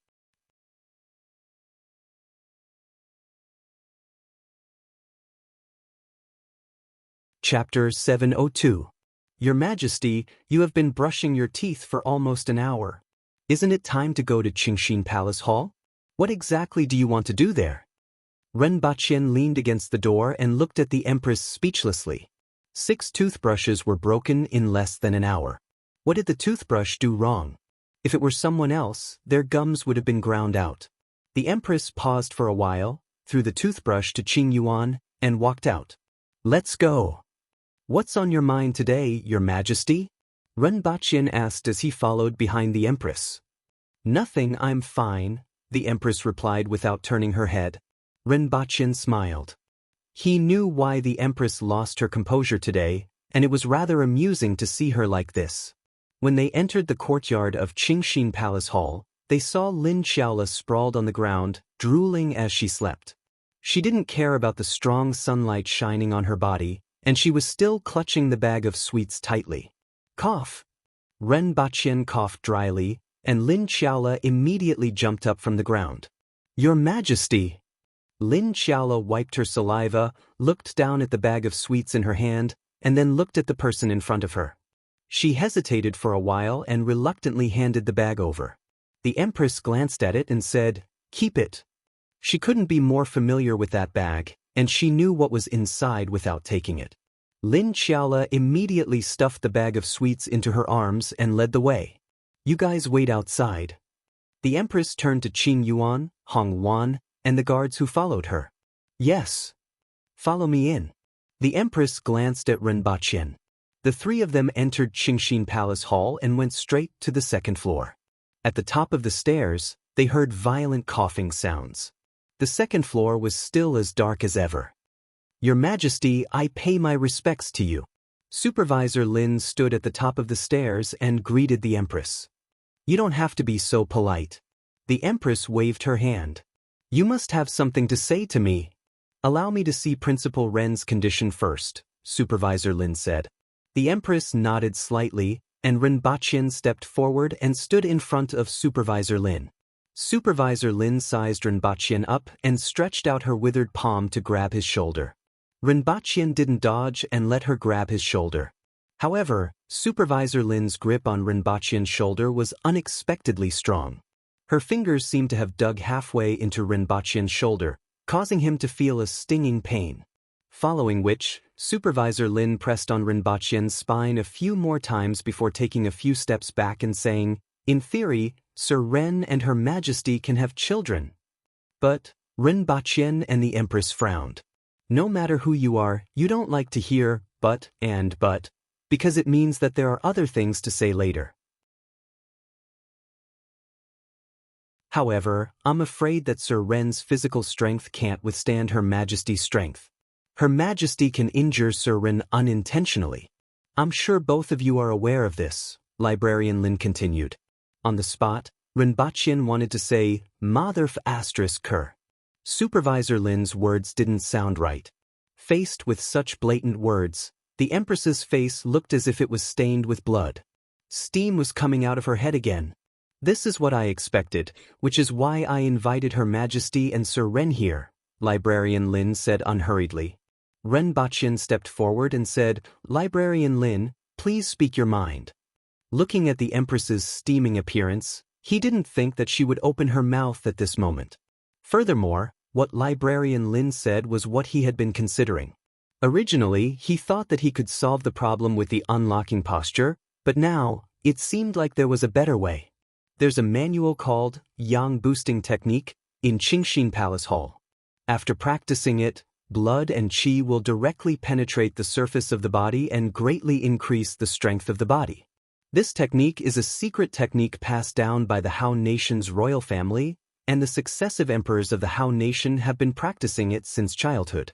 In the past, Sir Ren didn't have enough primordial yang energy. If he were to forcefully practice it, I'm afraid that he would exhaust his blood essence. Now that he has broken through to the so-called earthwheel level, he can start practicing this technique, Librarian Lin said. How long does it take to practice this technique? Rinpochian asked curiously. The effect can be seen in as little as 3 months. However, it isn't easy to practice this technique. This technique is divided into 2 types, the main one and the supplementary one. Back then, when the men of the Han nation's imperial family practiced this technique, they would choose 18 talented young girls to practice together as human furnaces to supplement the yang with yin. They would form a group of 6 to deal with the 3 levels of ordinary people, man wheel, and earth wheel. When these young girls reached a certain level of cultivation in the supplementary technique, they would choose the one with the lowest level to be used as a human furnace while the rest would continue to practice. Every time the person who practiced the main technique reached a new level, they would need the corresponding young girls who practiced the supplementary technique as human furnaces. After the remaining 12 young girls reached the man wheel level, the 6 with the slowest cultivation would be kept as human furnaces. After the rest broke through to the earth wheel level, they would be used as human furnaces for the person who practiced the main technique. It is said that after reaching the spirit wheel level, a spirit wheel human furnace is still needed. However, which spirit wheel expert would dare to use them as human furnaces? Librarian Lin said unhurriedly. The content of her words made Rinpochian and the Empress's expressions change. However, neither of them said anything and allowed the old woman in front of them to continue speaking. The main point of this technique is to supplement the yang with yin and assist the growth of yang. If slight changes are made, there will be a shortcut. There is a price to pay for this shortcut, which is that one can only reach the beginner level of this technique. After improving one's physical body to a certain level, one can't go any further. What is needed is the primordial yin of 6 earth wheel level women and their cultivation. Rinpochian grinned. This technique sounded like it belonged to the coquettish and cheap type. It was indeed different from the proper technique that he practiced. However, he decided to forget about this technique. This old woman definitely had ill intentions when she mentioned it. The Empress was silent for a while and said in a deep voice, "I understand. I will get someone to capture 6 people from the Yun nation who meet the criteria. Is there enough time? If it's within 3 months, then there's enough time. Minister Lin said. Your Majesty, I don't need to practice this technique. I can find another external technique to practice. Ren Baqian was surprised. Shut up. Don't be anxious. I haven't finished speaking. Although this technique has been modified, the main and supplementary techniques haven't changed. The other party must practice the supplementary techniques. If the person we capture refuses to practice the supplementary techniques, it will be useless. Find someone who is concerned about the sect. Put a knife to their neck, and they will naturally be willing, the Empress said with a cold face. Ren Baqian was touched. Even he felt that this technique was a little excessive, let alone the Empress. Even though the veins on the Empress's neck were about to pop out, she still made such a choice. How could he not be touched by her decision given her status? Your Majesty, I will never practice this technique. I will find another external technique, Ren Baqian said in a deep voice. You are not willing? The Empress glared at him with a cold face. After spending so much time with your Majesty, I'm afraid that seeing other women is like seeing a skeleton. Your Majesty, do you think that I can use a skeleton as a cultivation vessel? Ren Baqian gave the Empress a smile that he felt was very kind. Then is it my fault? Should I say sorry? The Empress was obviously very jealous, but she had to pretend to be magnanimous when it concerned Ren Baqian. She was very angry. The Empress definitely wasn't the type to smile even when she was angry. Her face immediately turned cold.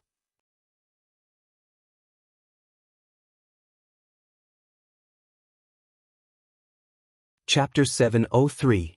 Your Majesty and Sir Ren, don't be anxious. I'm not done yet.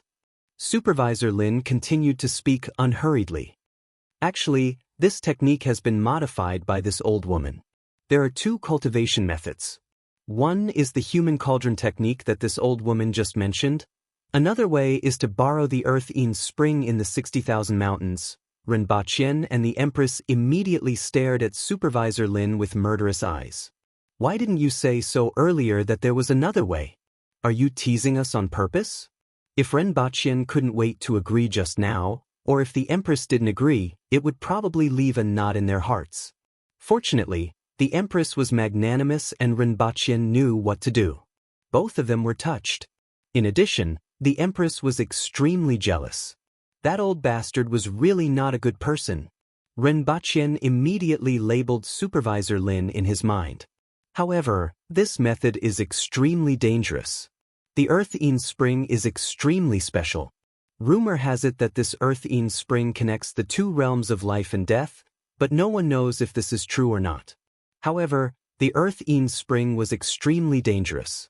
Even if an ordinary person touched it, they would be disturbed by the dark illusions, not to mention using it to cultivate. It's fine if you have a strong will. Otherwise, I'm afraid you won't be able to endure the attacks of the illusions. If you go down, you won't be able to come back up. Ren Baqian furrowed his eyebrows and asked, Librarian Lin, are there no other ways to train the physical body? This is the shortest time. The other techniques would take months and years to show their effects. I'm afraid it's too late. Only this kind of shortcut can speed things up. Supervisor Lin squeezed out a smile on her wizened old face. Let's use the second method then, Ren Baqian said. After practicing the Rui visualization, he had some confidence in his willpower. What kind of ghost attacks could compare to the various kinds of life and death experiences in the 5 visions? Furthermore, he could send the spring water back to Earth for testing. Why did he have to let the Empress have such a huge hold on him? What if the Empress wanted to settle the score with him one day? Wouldn't he be out of luck then? Use the first method, the Empress said. Your Majesty! Ren Baqian wanted to speak. I have the final say, the Empress interrupted him. Your Majesty, what if I can't get hard when I see them? Ren Baqian spread his hands. The Empress's forehead began to emit steam, and the veins on her neck were throbbing. She slapped Ren Baqian's body. Bang! There's a hole in the wall. Only the Empress, Librarian Lin, and Lin Xiaola were left in Qingxin Palace Hall. Now that it's quiet, let's use the first method, the Empress said coldly as if a layer of ice had been scraped off her face. He had made up his mind that he would definitely find 6 women for Rinpoche that would make him feel so miserable that he would rather die the moment he saw them. He couldn't possibly let Rinpoche off easy. Rinpoche felt dizzy and disoriented. He flew a long distance in the air before smashing through a roof and falling. Boom! My waist is about to break. Rinpoche gasped for a long time and then saw someone looking at him from a distance. He was looking at himself in the barrel. Are you taking a bath? Rinpoche squeezed out a good-natured smile. Yes. Exenja sat in the bucket with a cold expression. Her shoulders and neck were exposed outside the bucket, and her hair was completely disheveled. Her Majesty threw me here, Rinpoche said seriously after thinking for a while. He really couldn't take the blame for this, nor could he afford to. I guessed it. Exenja continued to look at him coldly. You live in the palace? I didn't know about it before. Rinpoche lay on the ground and looked around. The decorations were very simple and crude, and there was even a knife hanging on the wall. However, the small ornaments in the room looked quite cute, and he felt that this might be Exenja's residence. I have a residence in the city, but I rest here most of the time. Her Majesty gave me special permission to do so. Since Rinpoche asked, Exenja answered truthfully. From her expression, one couldn't tell what she was thinking. Oh. Rinpoche nodded. You're not leaving? Exenja asked coldly when she saw that Rinpoche wasn't going to get up. My waist is about to break. I need to rest for a while. Rinpoche gasped. I'm done bathing. I'm leaving. After Exenja finished speaking, she stood up from the bucket with the sound of water splashing. She took a step out of the bucket, picked up a piece of cloth from the side, and wiped her body clean. Then she put on her vest, safety pants, and armor. Rinpoche stared blankly at that pair of D's jumping, and her perky buttocks, and other things that shouldn't be seen. After all, no one wore clothes when they bathed at home. Exenja didn't try to hide her actions. She didn't seem to understand these things. Don't touch the things in the room, Exenja said to Rinpoche after putting on the armor. Got it? Take care. Rinpoche responded obediently and watched as Exenja left the room. Rinpoche lay on the ground, looked at the big hole in the ceiling beam, smelled the lingering fragrance in the air, and sighed. Such is life. After lying on the ground for a long time, he finally got up with his hands on his waist and strolled around the room. His main focus was on the wooden ornaments, a black gentleman and 2 monkeys. They looked very lifelike, and he didn't expect Exenja to like them. Then he strolled to the Empress's palace, where she was already waiting. Your Majesty, I remember you saying that you wanted to go back and see my mother's grave, Rinpoche said. I should indeed make a trip there. The Empress's face was cold and she didn't look too happy. The word, unhappy, was written all over her face. I'll accompany your Majesty and take a look at the Earth-Een spring. If possible, I still want to give it a try. With your Majesty by my side, you should be able to pull me out if something goes wrong, right? If it doesn't work, we can use another method and make 2 preparations, Rinpoche said. He really didn't want the Empress to arrange this. Not only would the Empress be unhappy, but he would also get into trouble. The Empress was stunned. She didn't expect Rinpoche to bring this up. However, Rinpoche's words make sense. She doesn't know what's going on with the Earth-Een spring, so it's good to go and take a look. At the thought of this, the Empress's face relaxed a lot. Then, she hesitated for a while and said seriously, when I chose you as my husband, I decided that you had to reach the Earth Wheel level. Now that you have reached that level, everyone in the imperial court has to make preparations. I really want to visit my mother's grave before that. After all, my father has been missing for a long time, and only my mother is still there. No matter what, you have to come with me. It's good to take a look at the Earth-Een spring. According to Librarian Lin, if you succeed in practicing with the Earth-Een spring, the effect will be better than using a human cauldron. However, if it doesn't work out, you will have to use a human cauldron to practice. What do you want, Your Majesty? Rinpoche asked. The Empress was silent for a while before saying, Of course, I don't want that. In the past, I was used to living in the palace and never felt that there was anything wrong. With you, the excitement has passed. Now, I'm afraid of being lonely and afraid that something will happen to you. I want you to accompany me, be happy with me, be sad with me, watch the moon with me, drink with me. The Empress's sudden reveal of her true feelings made Rinpoche's heart warm up. He wanted to accompany the Empress like this until the end, just like what he said before. When I'm really unhappy, I can still hit you and be happy. Your Majesty, you don't have to say this, Rinpoche said seriously. The Empress suddenly smiled and swept away the coldness on her body. She picked up the wine pot from the side of the couch and poured 2 cups of wine. One for me, one for you. After finishing her sentence, she drank the wine in 1 gulp and poured another cup. Therefore, you can go and take a look at the Earth-Een spring. If it doesn't work, you will have to use a human cauldron.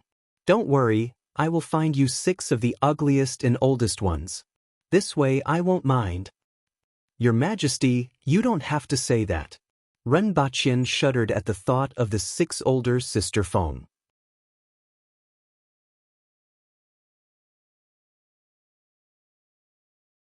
Chapter 704. In any case, everything could only be decided after seeing the Een spring in the 60,000 mountains. Whatever the Empress decided, he would let her decide. In any case, Rinpoche was determined to train at the Earth-Een spring in the 60,000 mountains. For the next few days, apart from attending classes, Rinpoche focused on training. After this breakthrough, his body had changed a lot. Both his strength and speed had been greatly improved, and he wouldn't be able to control his body if he didn't train. It was like a child holding a 50-kilogram broadsword. A broadsword was very lethal, but it was useless if one couldn't control it. Instead, it would be a burden. This was Rinpoche's situation. After training for 3 days, Rinpoche felt that he had improved his control over his body. He asked the Empress to call Tong Lan to the palace to spar with him. The Empress was surprised by Rinpoche's request. This was the first time that he had taken the initiative to spar with Tong Lan without being forced. How rare! It's not like you at all. The Empress said frankly. Your Majesty, you are looking down on me. Rinpoche laughed. After all, I can improve the fastest in high-intensity sparring. Sometimes, I recall the day when I woke up and went crazy from hunger. On the way to the imperial kitchen, I encountered 2 guards, but I was able to dodge them with ease. However, after I woke up, that feeling disappeared, and I couldn't even control my body properly. What do you think is the reason? The Empress looked at him and asked.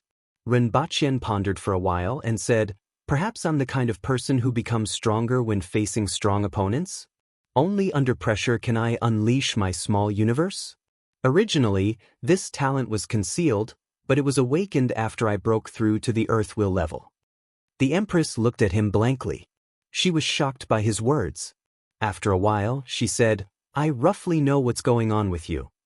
You are indeed worthy of being called Your Majesty. Even I couldn't detect it, but you detected it so quickly. Rinpoche was delighted to hear this. The talent that he had hidden for so many years was finally going to be unleashed. I did detect it. The Empress nodded. You did detect it. You actually became arrogant. You actually dared to take the initiative to spar with Tong Lan. You could even unleash your small universe. That afternoon, Rinpoche wore Li Ning's shorts and stood on the court. Opposite him was the little Lolita, Tong Lan, who was dressed in white. She looked up at him with a mischievous expression. On the other hand, the Empress was sitting on a chair, eating fruits and watching anime. Behind her were Qing Yuan and Hong Luan. One of them was holding an umbrella while the other was preparing an ice basin and using a fan to blow cold air onto the Empress's body. Rinpoche felt a little excited. After being beaten up for so long, he could finally display his strength. With his extraordinary speed, he felt that he had a high chance of winning this time. He would definitely give the little Loli a surprise. He could also improve his control over his body through battling with her. It was really several things in one go. Let me play some background music first. Rinpoche turned to the side and made a selection on the laptop. Immediately, the external interface started playing impassioned music. After that, Rinpoche realized that the little Lolita was even more excited than him when listening to this epic electronic music. Her little head was nodding bit by bit. "You can relax. Anyway, I've never won before," Rinpoche said. The little Lolita looked askance at him and said, "I've never been nervous before." "Do you know what's the big problem I discovered after breaking through to the Earth Wheel level?" Rinpoche asked. "Not only Earth Wheel experts, but also Kismet Heaven experts." "What is it?" Tong Lan's attention was immediately attracted by his words. Even though she didn't give Rinpoche a good look, she was still very impressed by his knowledge. Even the Empress raised her head. "It's much stronger than a man-wheel expert." Rinpoche suddenly jumped up, crossed more than 10 meters in one step, and kicked straight at Tong Lan's face. Tong Lan stretched out her palm to block, but Rinpoche did a somersault in midair. His other leg moved like a windmill and directly hooked Tong Lan's jaw. The back of Rinpoche's foot collided with Tong Lan's palm and produced a loud bang. Then, Rinpoche was kicked away by Tong Lan. Rinpoche spun and landed at the side of the arena. He landed heavily on the ground, turned over, and got up. His face was no longer as relaxed as before. He could sense Tong Lan's kick just now, but his body couldn't keep up with his brain's reaction speed. The last time he met the Imperial Guards on the way to the Imperial Kitchen on a rainy night, he felt the same way. The brain's reaction speed was much faster than the body's. His brain had already sensed it and knew how to dodge it, but he couldn't dodge it and his body couldn't keep up. This feeling always made him feel very uncomfortable, as if there was a delay in his brain's command of his body. This situation was very difficult to detect during normal training, but it was extremely obvious during sparring. The following sparring sessions also confirmed this point. There were many times when he could clearly sense her movements, but he just couldn't dodge it. After being hit by Tong Lan more than 10 times in a row, Rinpoche felt that his body was about to fall apart before stopping today's sparring session. "In any case, I've improved a lot." Rinpoche lay on the ground and panted. Tong Lan looked at him, raised her small face, and said, "Improvement? You are thinking too much. It doesn't exist." Rinpoche immediately made up his mind to double tomorrow's homework. Listening to the background music coming from the side, Rinpoche sighed faintly. Sure enough, he had never won with his own background music. After Tong Lan left, Rinpoche described what he felt just now to the Empress. The Empress frowned and pondered for a long time before saying with some doubt, "Under normal circumstances, such a situation wouldn't occur. Instead, it was difficult for me to recover my strength for a month after burning my essence blood. That feeling was similar to what you described. Under normal circumstances, a person's physical body and spirit are equivalent. The level of the physical body corresponds to the level of the spirit. This is the case for every martial art. The situation that you described gave me the feeling that the spirit had surpassed the physical body. For example, when you were originally at the man-wheel level, your physical and spirit values were 5. After attaining the earth wheel level, one's physical and spiritual attributes would normally be 20. However, your physical and spirit values were 20, which is completely incompatible with your physical body. That's why such a situation occurred. It's like a 6-passenger car with 10 people in it. Take me for example. For example, my spirit value is 100, and my physical value is also 100. After burning my essence blood, my physical value drops to 30, but my spirit value is still 100. Under such circumstances, the body will not be able to be commanded according to my will. Rinpoche frowned. He could easily understand the Empress's explanation. To put it simply, it was like an Alto with a racing engine installed. A racing engine was naturally very good, but when installed in an Alto, it couldn't be utilized at all and would cause all kinds of problems. As for the reason, I guess it might be the influence of the Rui visualization that you practice. According to your description, this set of cultivation method will indeed have an impact on the divine soul when cultivating. Do you still remember the second volume of the Ancient Scroll of Methods? After practicing Rui visualization, one can start practicing it after reaching the earth will level. If one hasn't practiced Rui visualization before, one can only practice it after reaching the spirit will level. I'm afraid this is the reason. After listening to the Empress, Rinpoche felt that this was most likely the case. After pondering for a while, Rinpoche suddenly thought of something. If the spirit greatly surpassed the physical body after practicing this martial art, then the way of fighting should be different from ordinary martial arts, right? There should be a special way to use the spirit, right? 10,000 techniques. 10,000 techniques. No wonder it's called 10,000 techniques. I'm afraid that the mystery lies here.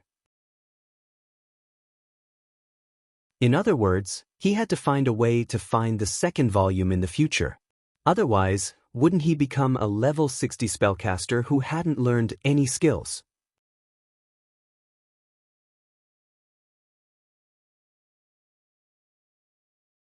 Chapter 705. When Rinpoche returned to the palace from the academy, he happened to meet Shi Qing in front of the palace gate. In other words, Shi Qing was waiting for him. Congratulations, Sir Ren. Shi Qing's wrinkled face moved as he cupped his hands and smiled at Rinpoche. Where did the congratulations come from? Rinpoche rubbed his eyebrows. He had been busy recently and had been pondering about Rui visualization for a few days. The Empress had guessed that after practicing this technique, her soul would be far superior to others. In fact, her physical body wouldn't be weaker than others. The origin of this technique probably wasn't simple. Rinpoche had been pondering about this for the past few days. In addition, he was wondering where to find the third volume. The first volume was in the Hao Nation and the second volume was in Great Xia. What about the third volume? In fact, apart from Rinpoche, only spirit will experts could use this manual. This was because only spirit will experts had the strength of their souls. He should first find out the background of all the spirit will experts in the world, especially those with strange techniques. He might be able to find out something from them. Which spirit will expert was a nameless person? One could imagine how difficult it was to find out the background of all the spirit will experts in the world. In addition to this, there was another important reason. He had been having nightmares recently. Recently, he had been dreaming about the elderly version of Sister Feng several times and would wake up in a cold sweat. If this went on, he would wither before he could get married. There was a saying that what you think about in the day, you dream at night. However, he had been thinking about the ancient scroll of methods every day. Why did he keep dreaming about it? What kind of hatred did he have? Everyone minded their own business, so why couldn't you stay away from me? Recently, the entire court has been discussing Her Majesty's marriage. What are you worried about, Sir Ren? Could it be that you are dissatisfied? Shi Qing's face darkened when he saw Rinpoche's worried expression. Great Elder, you misunderstood. Rinpoche immediately reacted when he saw that Shi Qing was unhappy. All along, Tong Jinye and Shi Qing had been the friendliest to him in the court. However, Tong Jinye, that old man, relied on his strength and would slap Rinpoche to the ground from time to time as if he was smashing a mole. Looking at it this way, Shi Qing was the only good person in the entire court. Rinpoche didn't have much of a reaction even after tearing down his walls several times. No matter what, Rinpoche didn't want Shi Qing to misunderstand him on this matter. If others misunderstood that he was so worried about marrying the Empress, he was afraid that he would be stabbed to death behind his back. She frowned and hesitated for a moment before telling Shi Qing about her troubles in the past 2 days. She mainly talked about the nightmare. I see. Shi Qing stroked his beard and said, however, it is a great honor to be able to marry Her Majesty. There are millions of Aboriginal men, and which one of them isn't envious of you? How could a real man be a coward when it came to cultivation? Besides, it's the same in the dark. Rinpoche squinted at Shi Qing with a face full of hidden bitterness. Aren't your words quite down to earth? It was really easy to talk while standing up. I'll find you 6. Try turning on the lights. However, when he thought about it carefully, he really hadn't seen anyone that was too ugly in the Aboriginals. Actually, Aboriginal men weren't ugly. Rather, they were the valiant type, which suited the Aboriginals' aesthetic standards. As for Aboriginal women, they usually had strong and healthy bodies with excellent figures. Even if their looks were average, their wild nature had a unique flavor to it. As for ugly ones, he really hadn't seen one. This was probably the legendary talent of the race. Just like the legendary Yaksha, the men were extremely ugly and the women were extremely beautiful. Although the Aboriginals hadn't reached this level, they had the same idea. Therefore, Shi Qing probably didn't quite understand what was ugly. Rinpoche should find a few photos for Shi Qing to stick on the wall and see if he could still be ambitious every night. Did Sir Shi congratulate me just now? Rinpoche immediately changed the topic and guessed. Shi Qing had been waiting for him here and congratulating him.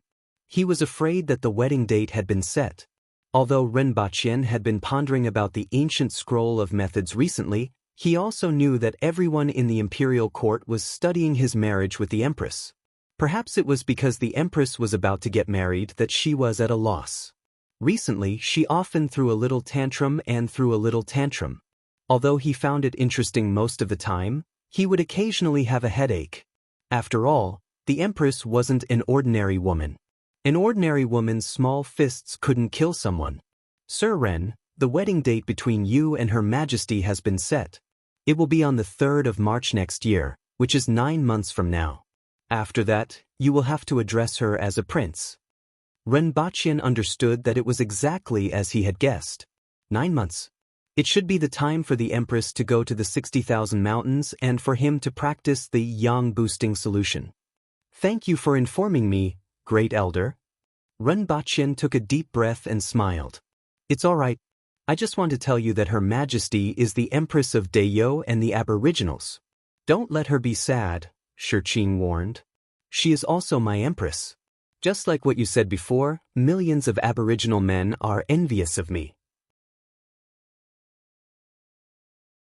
How can I not appreciate my blessings? That's for the best. In fact, I don't have to be so worried. Anyway, you are no match for Her Majesty. Shi Qing laughed. However, I've been waiting for you not only to inform you about the wedding date, but also for another matter. Please speak, Great Elder. It's about the betrothal ceremony. We haven't been able to figure out what to do these few days and wanted to ask you if you have any ideas. After all, you are more knowledgeable and smarter, Shi Qing said. He then gave Rinpoche a brief explanation of the Aboriginals' betrothal ceremony. Rinpoche didn't know that the Aboriginals' betrothal ceremony was actually like this. They actually had to fight their way up. If a few big shots came to block the way, would he be able to exchange a few blows with each of them? Would he be able to enter the palace? He was afraid that the empress would have to visit his grave. Even if he could really enter the palace, there was still the big boss, the empress. If the empress was embarrassed, Rinpoche couldn't afford to get hurt. He immediately said seriously, actually, Her Majesty can marry me. I don't mind at all. When the time comes, you can just symbolically block Her Majesty. In any case, I definitely won't be able to beat her. How can this be? The Aboriginals have never had such a rule. Great Elder flatly rejected.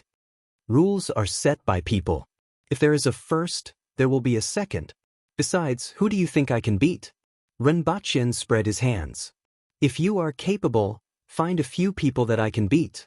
Then, tie the empress up and wait for me to collect her. Shi Qing frowned and sighed. I feel that you have a lot of ideas and are full of nonsense, so I asked you what you think. However, it is against the rules to let Her Majesty marry you. If I have a child with Her Majesty, what will his surname be? Will it be Ran or Chi? Rinpoche asked. Of course it will be Chi. Regardless of whether it's a man or a woman, he will inherit the throne. Shi Qing answered without hesitation. It was just as Rinpoche had expected. No matter what, if he wanted to inherit the throne, his surname couldn't be Ren. Even he felt that this was the case. Of course, he didn't care about this matter. After all, they would be his and the Empress's children. Of course, they could also return to Earth with the surname Ren and Dayo with the surname Chi. Or they could have 2 more children and choose one with the surname Ren. However, Rinpoche was a little skeptical because, according to his observation, the fertility of the Aboriginals seemed to be very low, far lower than that of the people of Great Xia and the Yun nation. For example, the commoners of Great Xia and the Yun nation could have 5 or 6 children. After all, there wasn't much entertainment at night and they had nothing better to do. However, the Aboriginals generally only had 1 or 2 children, and at most, 3. However, another interesting point was that the experts of other countries didn't have many children either. For example, the experts of Tianjin Basin generally had very few children. Unless they married 17 or 18 concubines and worked hard, they might only have 8 or 10 children in a lifetime. This situation made Rinpoche speculate that the more powerful one was, the harder it was to have children. As a result, he wasn't sure how many children he and the Empress could produce.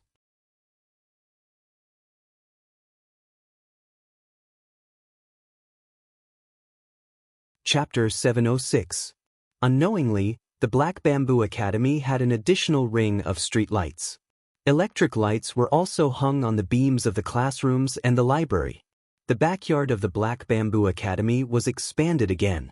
In the distance, there was an additional courtyard that emitted black smoke all day long. In the courtyard was the most important and special equipment of the Black Bamboo Academy at present, the thermal power generator. Needless to say, the importance of energy was too great for science and technology. What was special was that after this thing was built, it would emit black smoke 24 hours a day, and a layer of dust would fall on the academy every day. Before this, there wasn't any dust on the ground. Fortunately, this thing was only used for testing and improvement. Rinpoche planned to build a power station outside the city to supply electricity to Lan City. At the very least, there would be electric lights. Rinpoche also had another plan, which was to place some LED screens on the streets of Lan City and play some teaching videos. He hoped to use this method to increase the literacy rate of the Aboriginals. At the very least, some ambitious people could learn through this method. When there were more literate people, there would be more readers for newspapers and books in the future. He still couldn't achieve universal education in Dayo, but he hoped to cultivate more talents through this method. The prerequisite for all of this was to have a stable power supply. He couldn't always rely on himself to bring solar panels and batteries from Earth, right? Energy was the foundation of modern society. This was a top priority for Rinpoche, and he had made a lot of preparations for this. Given the price of copper in this world, he was already prepared to use steel core aluminum wire. Then, a very serious problem appeared in front of him. There weren't any aluminum mines in Dayo. Rinpoche then took out the map and looked around. Finally, his gaze fell on the country on the east side of the map. Wealth, population, resources, salt, copper, iron, aluminum. They were all in his hands. It had to be said that sometimes, having a good neighbor was indeed a very comforting thing. Rinpoche felt that his family had been busy preparing the vinegar, garlic, exquisite tableware, and napkins for the whole day. Then he waited for Zi Donglai, who had gone to the neighbor's house to borrow crabs, to come back. Before that, he had more important things to do. Even if he followed the Empress to the 60,000 mountains, the place that only existed in other people's stories, it was unknown how vast it was. There were countless talents and treasures, as well as countless aboriginals and ferocious beasts fighting for survival space. It was a place where one could feel a wild aura just by hearing its name. The palace had been preparing for this trip for several days. After all, the journey this time was very long. Even if they rushed at full speed, it would still take more than 2 months to travel back and forth. If he wanted to enter the depths of the 60,000 mountains, it would take a longer time, so he definitely had to prepare more things. The guards accompanying him were winged cavalry warriors. It was said that this trip to the 60,000 mountains was to replenish the number of winged cavalry warriors. Now, there were only slightly more than 600 winged cavalry warriors left, which was less than half of their original strength. Besides the Empress and Rinpoche, there were also Qin Yuan, Hong Wan, Lin Xiaola, and the people from the imperial kitchen. As for the students in the academy, most of them had to stay in the academy to complete the modification of the train and the thermal generator. Ren Baqian decided to bring along the 5 students with the best results. Upon hearing this news, many students in the academy lamented. After all, the 60,000 mountains only existed in legends to them. They had never been there before, so it was very attractive to them. Furthermore, following Her Majesty to the 60,000 mountains to see the world was much more interesting than listening to the robots' lectures and experiments at the academy.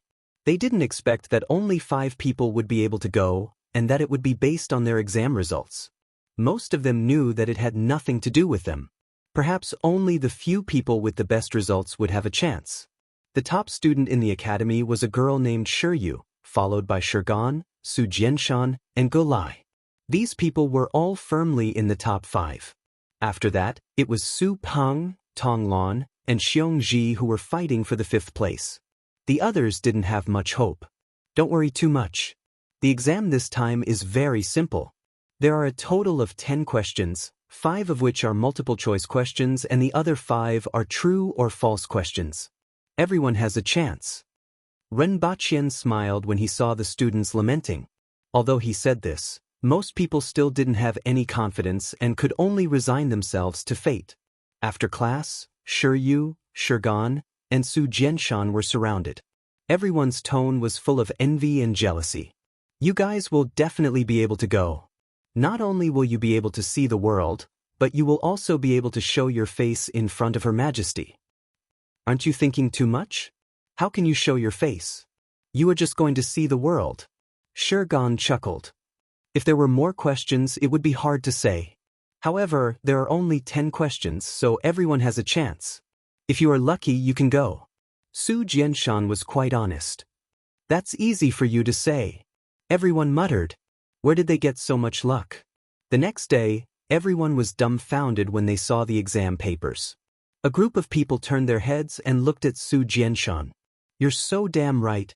Even Su Jianshan was dumbfounded. Although everyone had a chance, that was only if they had similar results and didn't know 1 or 2 questions. They might be able to get it by luck. If one could only answer 1 or 2 out of 10 questions, then how much luck would one need to be able to answer them blindly? However, today's exam papers simply exceeded his imagination. It really depended on luck. 1. Among the people below, who is the blackest? 1. Lu Dehua. 2. Sun Honglei. 3. Guofuqing. 4. Osama. 2. What was it like today 1 year ago? 1. Cloudy. 2. Rainy. 3. Windy. 4. Cloudy, rainy, windy. 3. Luck is very important. 1. Choose me. 2. Choose me. 3. Choose me. 4. Choose me. Everyone was dumbfounded after reading the entire exam paper. This was different from what they had learned. Who are those 4 people? Who knew what the weather was like today 1 year ago? The third question was even more straightforward. Luck was very important. Even the answers were the same.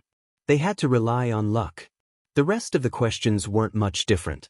After reading the entire paper, no one could remain calm. One by one, they raised their heads and looked at Ren Baqian in a daze. Don't look at me. Answer the questions, he said. What are these? Everyone was dumbfounded. Use your wisdom and imagination. I believe in you. He laughed. Everyone looked helpless. They closed their eyes and finished answering the questions. It didn't take more than 10 minutes for them to hand in the exam papers. I know you are wondering why the exam papers are like this. It's completely different from what you have learned, he said after collecting all the exam papers. What I want to tell you is that luck is very important, just like what the third question said. Most of the time, people have no choice but to rely on luck. Therefore, in order to avoid falling into such a situation, you have to master as much as possible so that you don't fall into a situation where you have to rely on luck. In fact, 8 of the questions have real answers, and the answers are in the books in the library. As for the other 2 questions, it really depends on luck. Some people have to do the same experiment 10,000 times before getting the result.